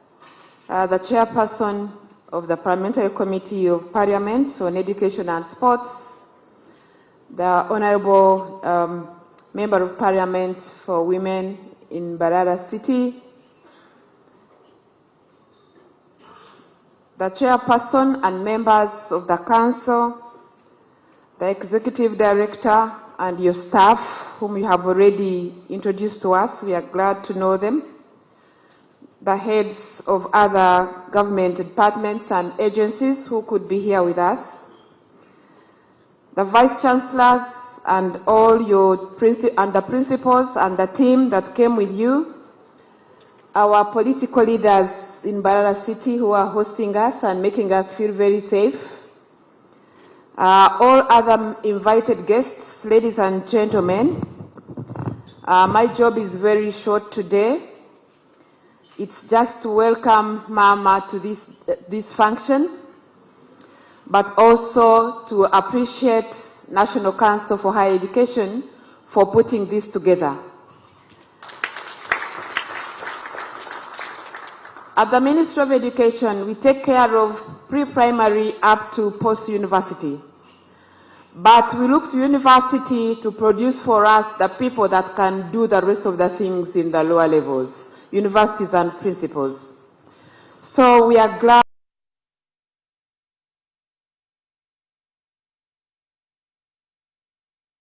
universities and tertiary institutions are represented here. I was quite amused and amazed, Professor Muganga, by your example of the Chinua Achebe. I also took literature during my O-levels and we did that book. And the way you brought it made it very, very clear. There is a snake chasing us. This chasing this education system. It's a global snake, it's huge. It has an open mouth, and we have to have strategies to not only escape, but withstand and be able to progress. So, Mama, we are glad that today we are able to gather here and listen in to a number of thoughts already that are going on regarding the artificial intelligence. And we are definitely looking forward to getting your usual wisdom as we navigate this journey. We know that our education system and the Ministry of Education and Sports have a clear vision, which is to ensure quality education and sports for all. And this is transiting right from preschool up to university. And we are looking forward to where the AI will enable all of these to learn in a holistic manner, where the individual is given the right competencies, the right values and attitudes, and the commitment to this nation, the commitment to see that what we learn and the skills we get can enable this nation realize its vision of transformation. Mama, we are aware that transformation of any nation is as a result of the products of the education system. To have universities here thinking through how this can be done, even in the midst of AI, Mama, is something that we are very glad to be part of, and we look forward to seeing how it works out. The whole Ministry of Education is committed to see that every learner who comes to our schools and every child born in this country gets quality education. And we strive through inadequate financing, but we are confident that with the VCs all here and National Council and the whole higher education, we probably, as Professor Muganga was saying, we probably can then have quality education that is affordable. If that affordability will enable us to receive the holistic learning that will give us Ugandans who are proud to be Ugandans, who are proud to serve Uganda and cause the transformation from peasantry to modern and prosperous Uganda, Mama, that would be a very big output out of this conference. And so, Mama, I would not want to take more time, but to say that when Professor Muganga was speaking, I remember the whole story of the children of Israel. And Moses told them, tomorrow, pack your bags because we are leaving this slavery. And they're all excited because he reminded them that they were going to a land flowing with milk and honey. So they all packed, the young and old, they were all ready and they set off. And then they met challenges along the way. So Muganga, you set us up and we packed. We are ready to move. We are aware that there are challenges along the way. And I know that we have very intelligent people in this place, Mama, so many professors and others.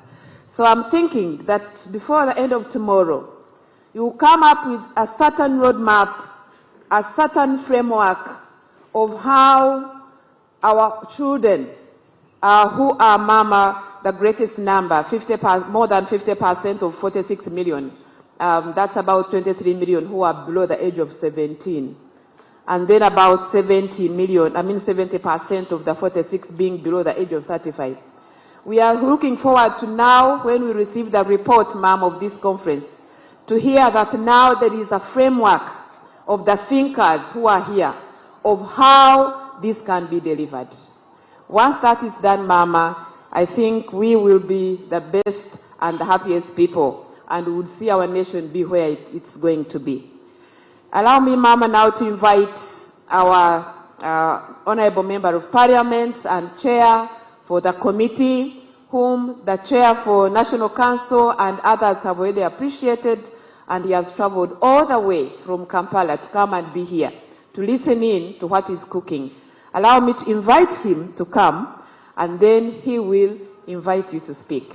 Thank you, Mama. Once again, welcome.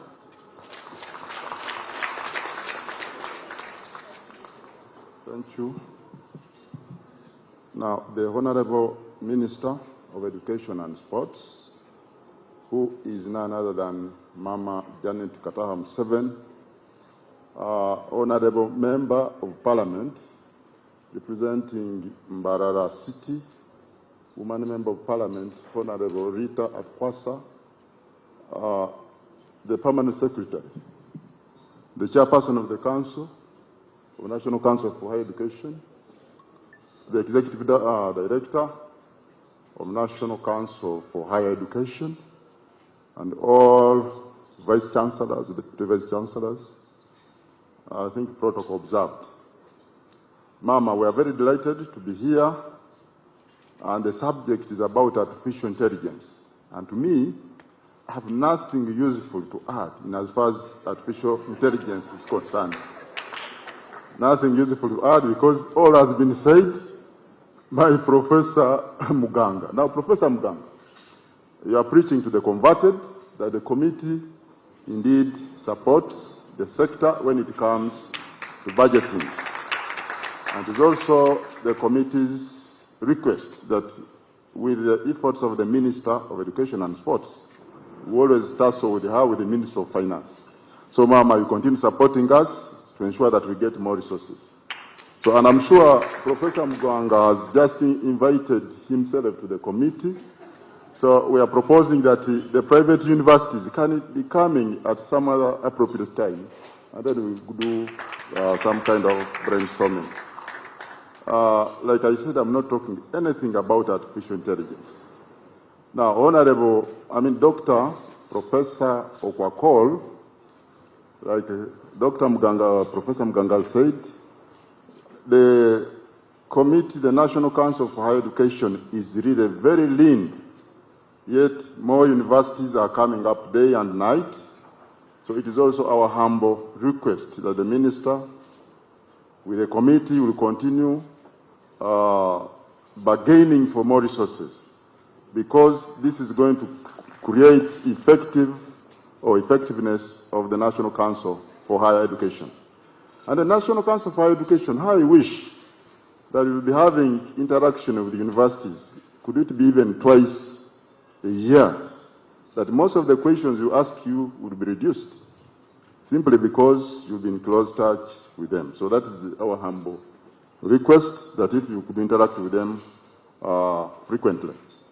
Now, the other one is that as long as we have talked about artificial intelligence, why don't we, as universities, specialize in given courses that do job creation, other than churning out so many of the same courses?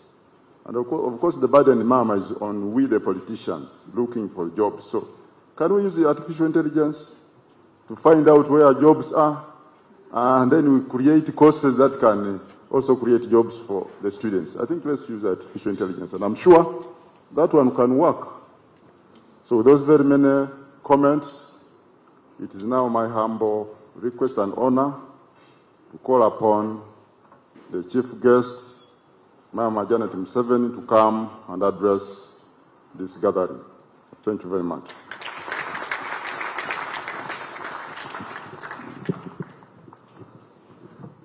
Thank you. Thank you, Honorable Secretary.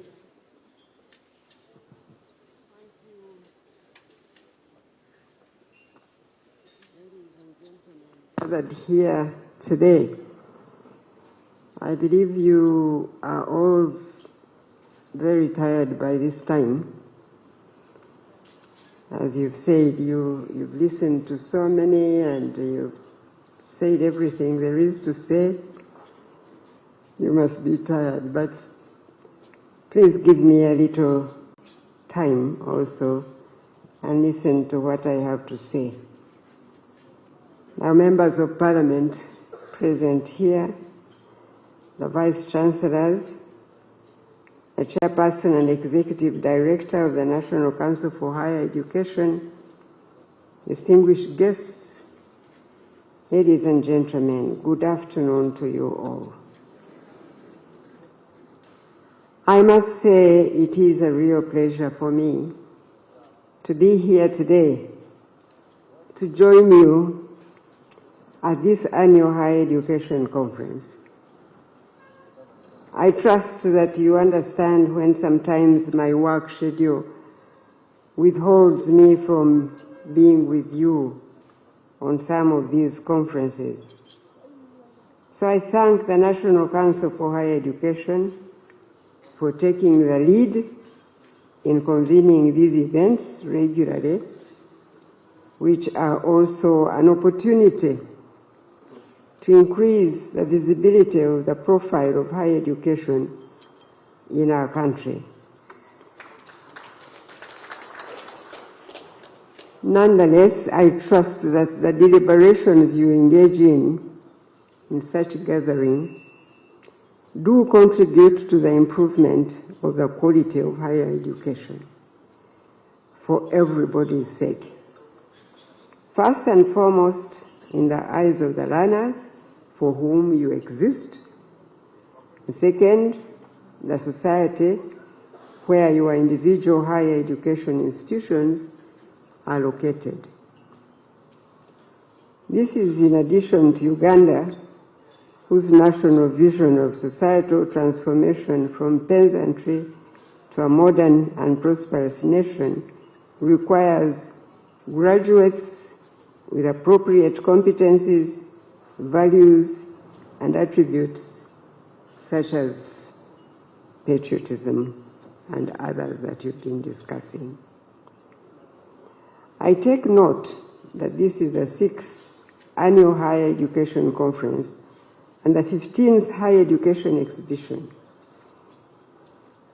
I often challenge organizers of such recurrent gatherings that it is very important to set tangible and realistic goals of what you would like to see achieved within the period between now and the next gathering, and a system of monitoring and evaluating your goals to ensure that you stay on course.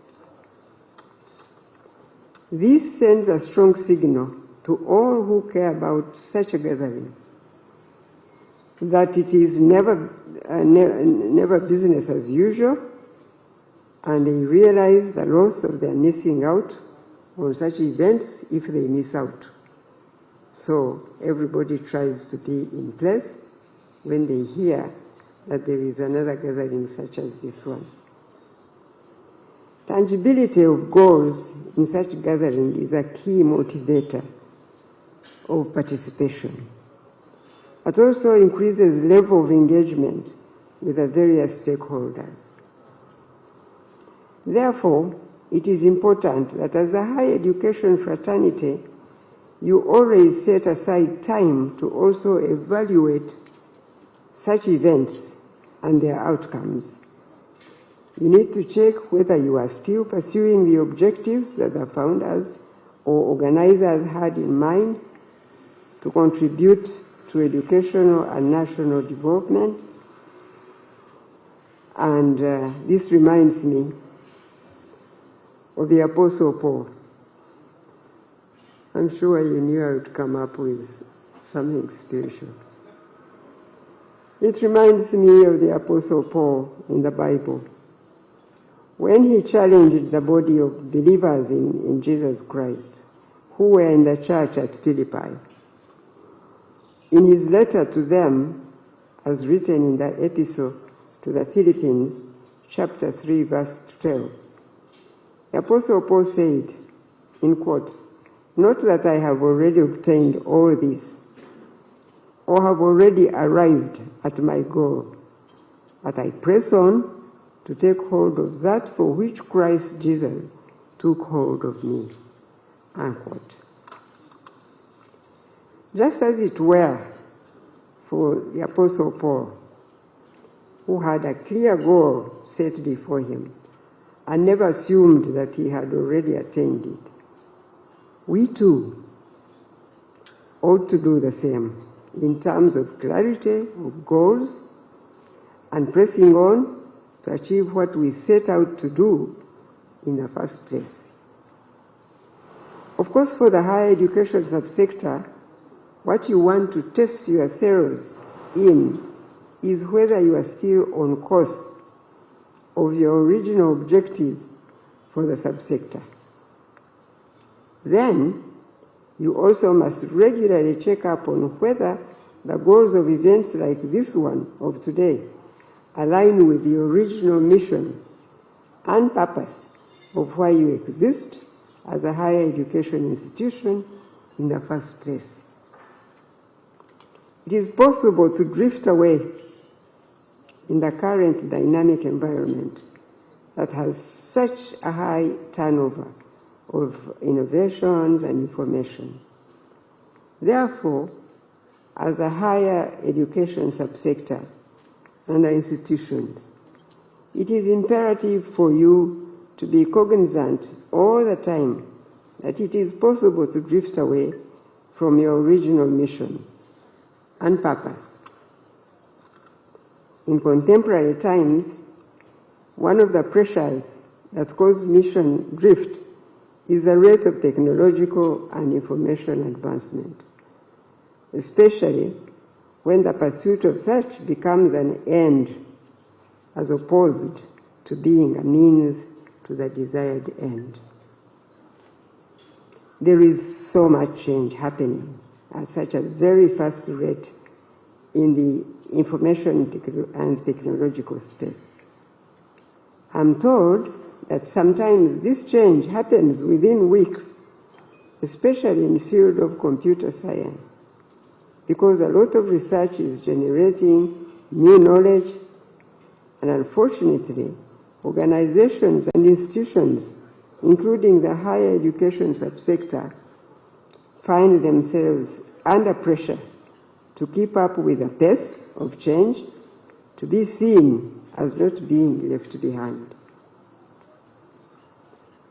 However, with every innovation, including technological advancement, it is wiser to neither jump into the deep end of the swimming pool, nor to fill the waters with both feet, but rather to move forward and cautiously and systematically.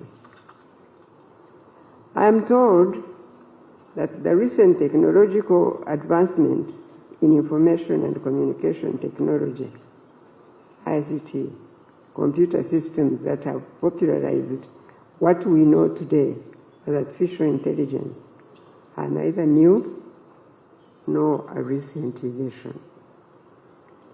And somebody said that before me.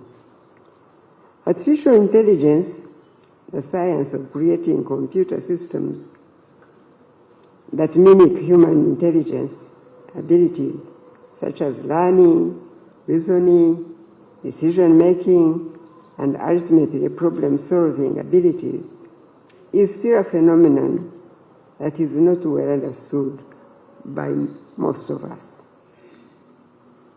within the context of the higher education institutions. However, what popularizes the artificial intelligence phenomenon is the fact that computers have become a common feature of our lives. We have computers in the form of watches.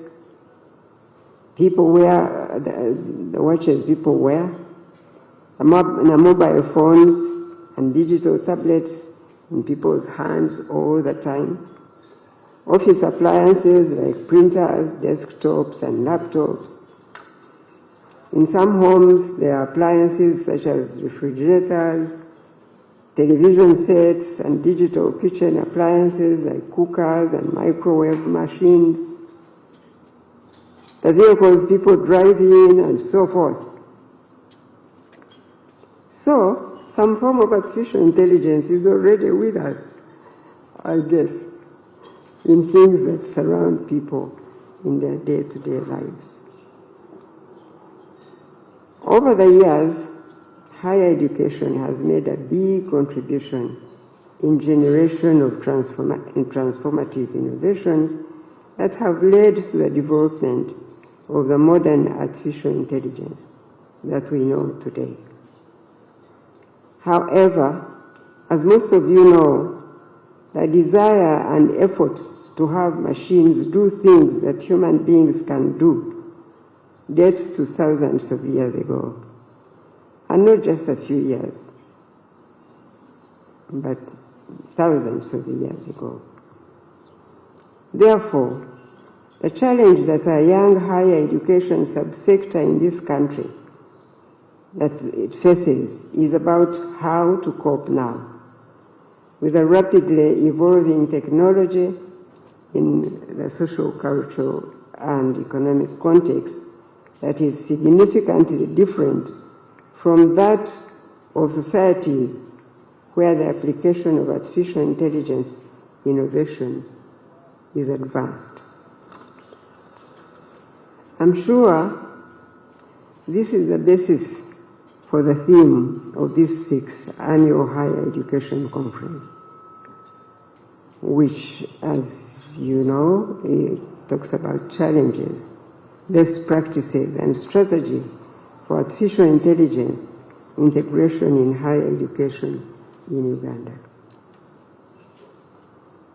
This is something all of us know that we as a nation need to look at this.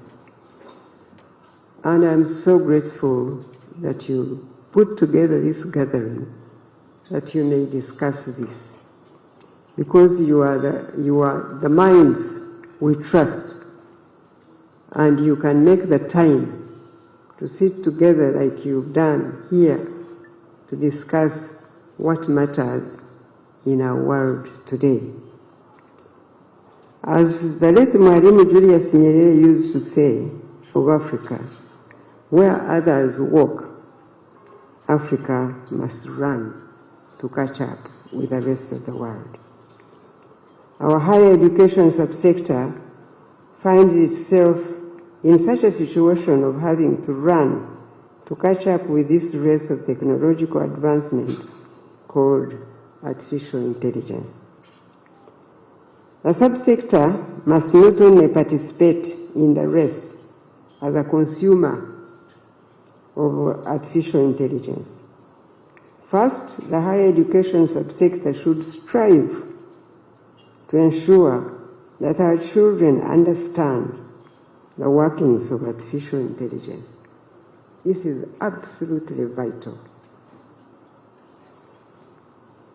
Then, aspire to become a meaningful contributor to further advancement of this technology from our own perspective.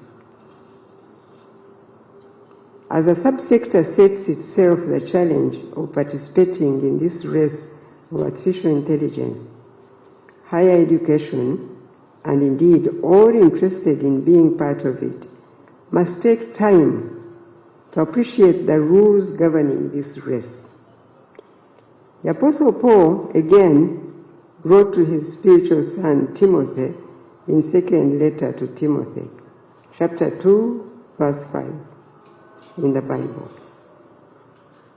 saying, in quotes, "And also if anyone competes in athletics, he is not crowned unless he competes according to the rules."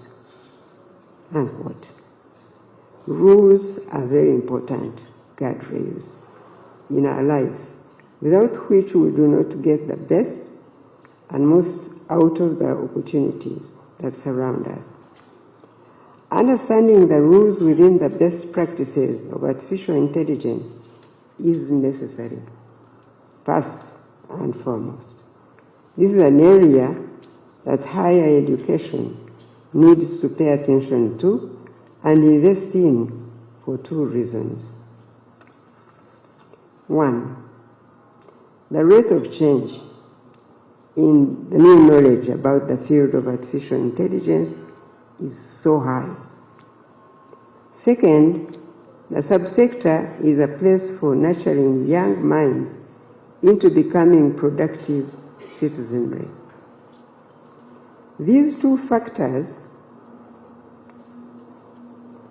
necessitate vigilance in ensuring that the rules of engagement with artificial intelligence in higher education protect both the learners and other consumers of the products and services of this subsector, as well as in our society at large.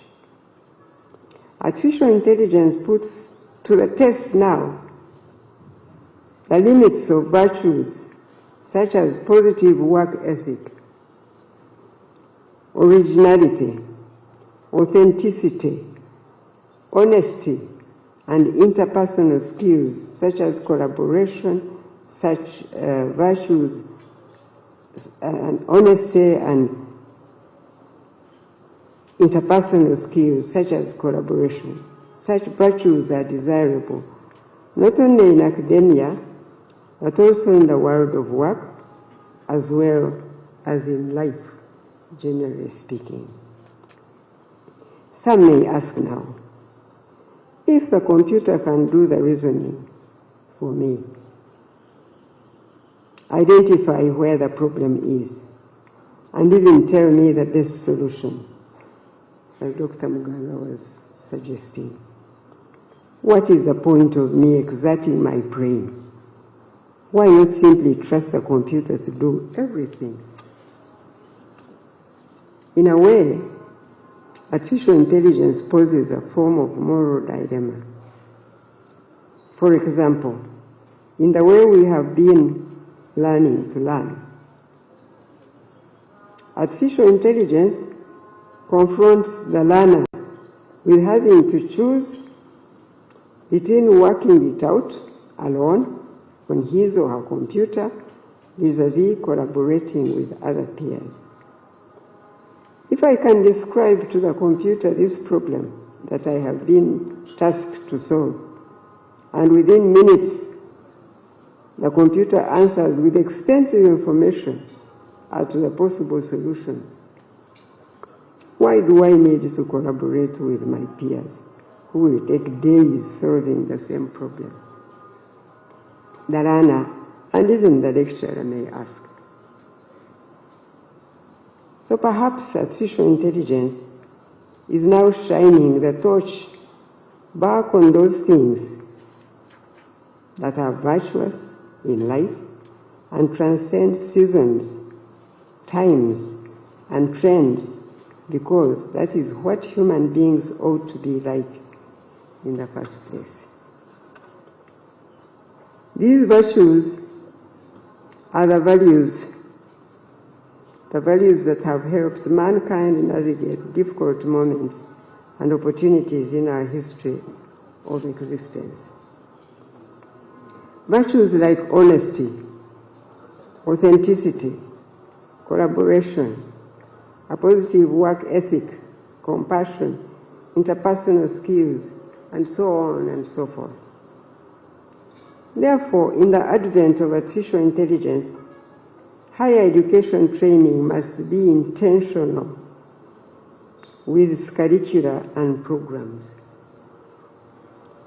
There should be intentionality to develop learning strategies that still provide for learners to graduate from these institutions when they are still behaving like human beings ought to behave.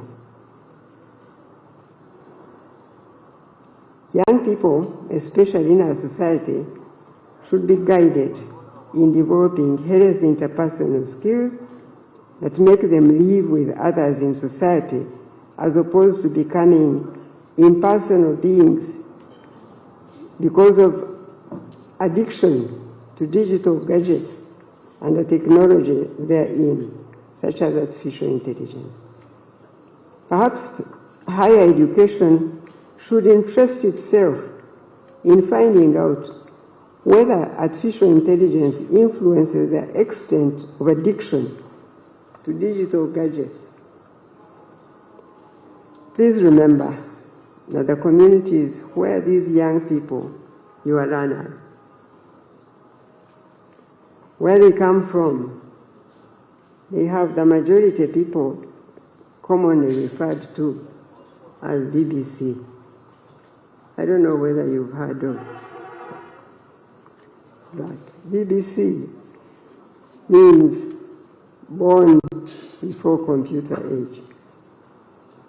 Therefore, these young people do not have adults in their lives back home who can provide informed guidance to them regarding responsible interaction with digital gadgets. Young people ought to know that they are duty-bound to ensure that they must not lose value humankind hold dear. Otherwise, God would never have given us those values. Furthermore, higher education institutions are at the apex of the education system. A smaller proportion of the education system, yet generating a high volume of knowledge, information, innovations, and inventions as solutions to society's most pressing challenges. That's what higher education institutions are supposed to provide. With this in view, artificial intelligence application in higher education should not be divorced from the context of the society or environment where these institutions of learning are located. You must remain relevant by first and foremost becoming a source of tangible and pragmatic solutions to the communities where your institutions are located. An ordinary person who is struggling to increase productivity on her 1 acre of land does not need to be taught how to apply artificial intelligence to solve her problem. After all, such a person may be one of those BBC, implying that they are most likely to be computer illiterate. However, you who have had the benefit of understanding how artificial intelligence is valuable, simply engage with this person. Listen to their story and work with them to produce a solution that solves their productivity challenge. That is what the relevance of higher education feels like to the ordinary person. And that's how you can be valued in our communities. Therefore, in your aspirations to receive acclaim as being compliant with trends in artificial intelligence, remember to keep your feet on the ground, because that is where your relevance as higher education is experienced. It is therefore important that the application of artificial intelligence in higher education in our context does not take us back to the ivory towers syndrome, whereby these institutions become detached and out of touch with the communities and society where they are located. In other words, you must live within our world to be relevant to our world. Artificial intelligence should make it easier for higher education to come up with remedies that are relevant and can be associated with the day-to-day realities of the communities around these institutions. That way, community engagement with the higher education is enhanced, as opposed to this wonderful innovation technology becoming a source of institutional disconnect with the community and society in general. Earlier this month, I presided over the release of the 2024 Uganda Advanced Certificate of Education examination results. While giving my remarks, I re-echoed the need to higher education institutions to realign themselves with the competence-based and learner-centered learning methodologies already in use in the curricula at both O and A level. This will require that universities retool all the academic staff to be able to acquire new skills to teach using learner-centered methodologies. Now, I must say that it goes without saying that with artificial intelligence integration in higher education, retooling of your human resource is of necessity if you are to harness the capabilities of this phenomenon. Therefore, investment in retooling in higher education institutions is of necessity, not only because of artificial intelligence, but also the reforms generally already happening in the basic and secondary education system, especially in the areas of the curriculum. Now, you very well know that there is no concrete evidence that has come up to support the notion that the use of educational digital gadgets has necessarily contributed to the improvement in attainment of learning outcomes, and not just in basic and secondary levels of education alone. On the contrary, there is evidence that educational digital gadgets have interfered with the learner's ability to learn how to learn.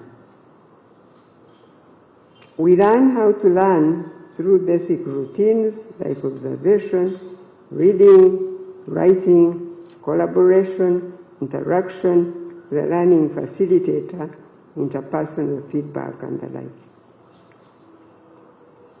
It is well known that educational digital gadgets do interfere with the above processes of learning, how to learn, because the people factor gets compromised. And the young people become engrossed in their digital gadgets. They don't listen to people anymore. They don't listen even to teachers sometimes. In the workplaces, products of higher education struggle to interact with colleagues at work to collaboratively solve clients' problems. Therefore, in the pursuit of integration of artificial intelligence in the work you do as higher education institutions, the basics of the process of learning how to learn must be jealously guarded and not compromised in the pursuit of the use of this technological innovation. You may want to interest yourselves in studying more about why places like Finland, Sweden, England, Italy, and countries of Europe and others have placed either total bans or significant restrictions on handheld mobile gadgets in the classrooms because they see the problems these gadgets are causing to learners. Find out from these education systems whether there are insights to be gained in responsible integration of artificial intelligence-enabled gadgets in the classroom in higher education in this country. In conclusion, artificial intelligence as a phenomenon brings both opportunities and challenges that not only the higher education institutions, but the entire education system in our country needs to study and learn how to manage for optimum benefit. The challenges and opportunities notwithstanding, artificial intelligence should not become an end to be pursued by higher education, but an enabler to facilitate achievement of mission objectives for the subsector. When all is said and done, higher education relevance will be measured through the lenses of relevance to society in solving pressing challenges the communities are facing. That's what these higher institutions were meant to be. Please keep that in mind. The relevance of higher education cannot be separated from the ability of its learners to learn how to learn. Engage in critical thinking, interpersonal skills, problem solving, emotional intelligence, and executive skills, among other critical workplace desirable competencies. These are the virtues that higher education should jealously guard, not to be compromised by emerging technology advancements such as artificial intelligence. This is not to say that we should ignore artificial intelligence. No. As I started off by saying, you, being a community of learners, you find time, and I know that we have to give you some work guidelines, and we will. But please make sure that what you are doing is for the benefit of our country, our communities, the learners you have within your institutions, not just for a flag. And I know for a fact that God is never late. When it's His timing, we will have the funding it will take to invest in AI. I have said many times, we shouldn't be so frustrated and so impatient sometimes because other people are running faster than we are. We will get there. Thank you, and I now declare this 6th Annual Higher Education Conference officially open. God bless you.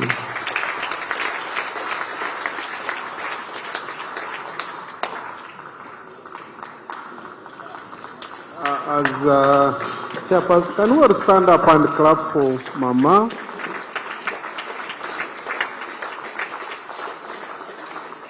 We thank you for your speech. You can take your seats. We thank you for the time you have given this conference. She has listened. She has taken note. We don't take it for granted, Mama.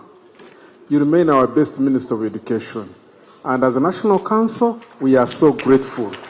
Thank you very much. Now, we are finalizing. Allow me to make 1 or 2 comments. Mama, we are grateful to Stanbic. They did some sponsorship and ED asked me to say something. They did some contribution, Stanbic, with their branch manager of Umbarara, Nathan, thank you, Mwebesa. We want to thank Hotel Triangle for the good service and all the other service providers. We want to thank UBC who have carried this function live to all Ugandans. We don't take it for granted. And MUB, Makerere University Business School, who are running it on social media and YouTube and the other rest. We don't take it for granted. And with that, we are going to have the anthems. But Mama, on a special note, allow me to thank your team.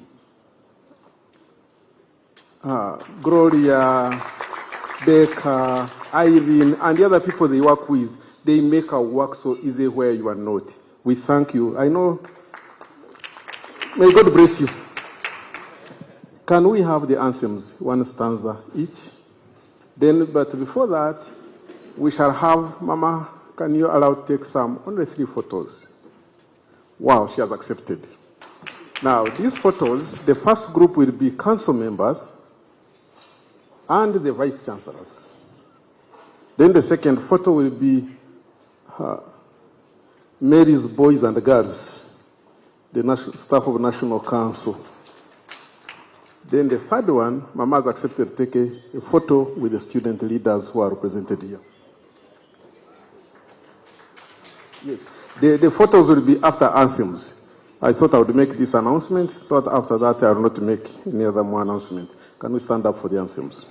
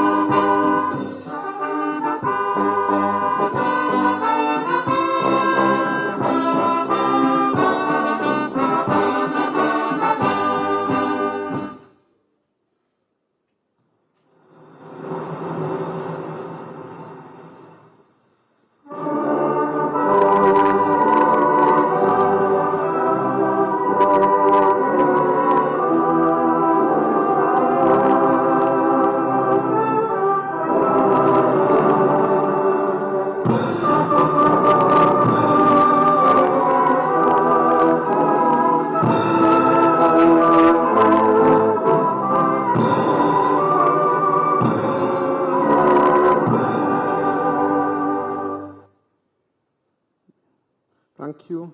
The photos, the receiving team, you'll take the seats with the Mama, and Professor Nawango should join you.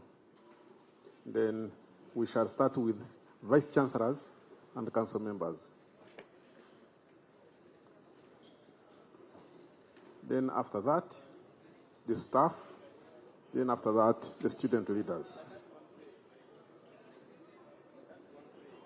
The conference continues.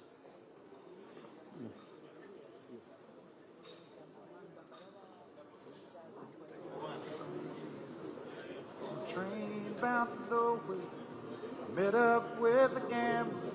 We were both too tired to sleep, so we took turns staring out the window at the darkness. The boredom overtook us. Yes. Okay, can we take the receiving party first?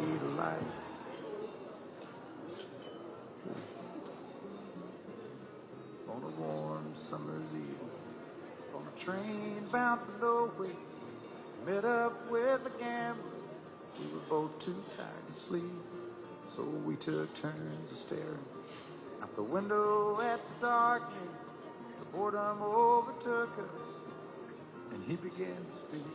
He said, son, I've made a life out of reading people's faces, knowing what the cards were by the way they held their eyes. So if you don't mind my saying, I can see you're out of aces. For a taste of your whiskey, I'll give you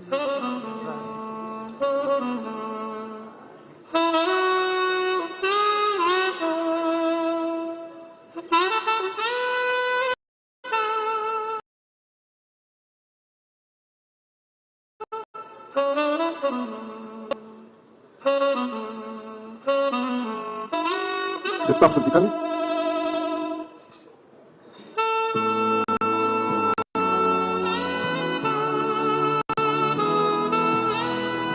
The staff of National Council. Yes. Then after that, student leaders.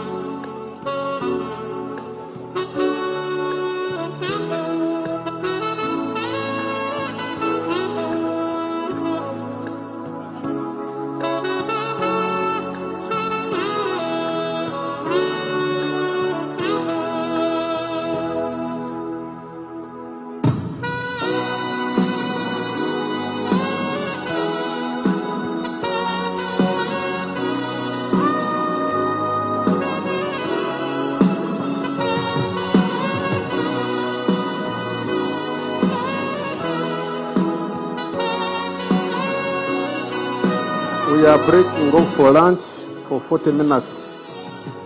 Lunch 40 minutes. Then we shall reconvene here.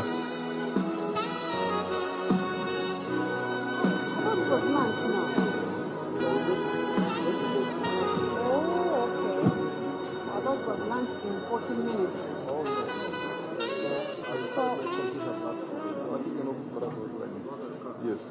We are breaking off for lunch for 40 minutes, then we shall come back to continue with the presentations. Thank you.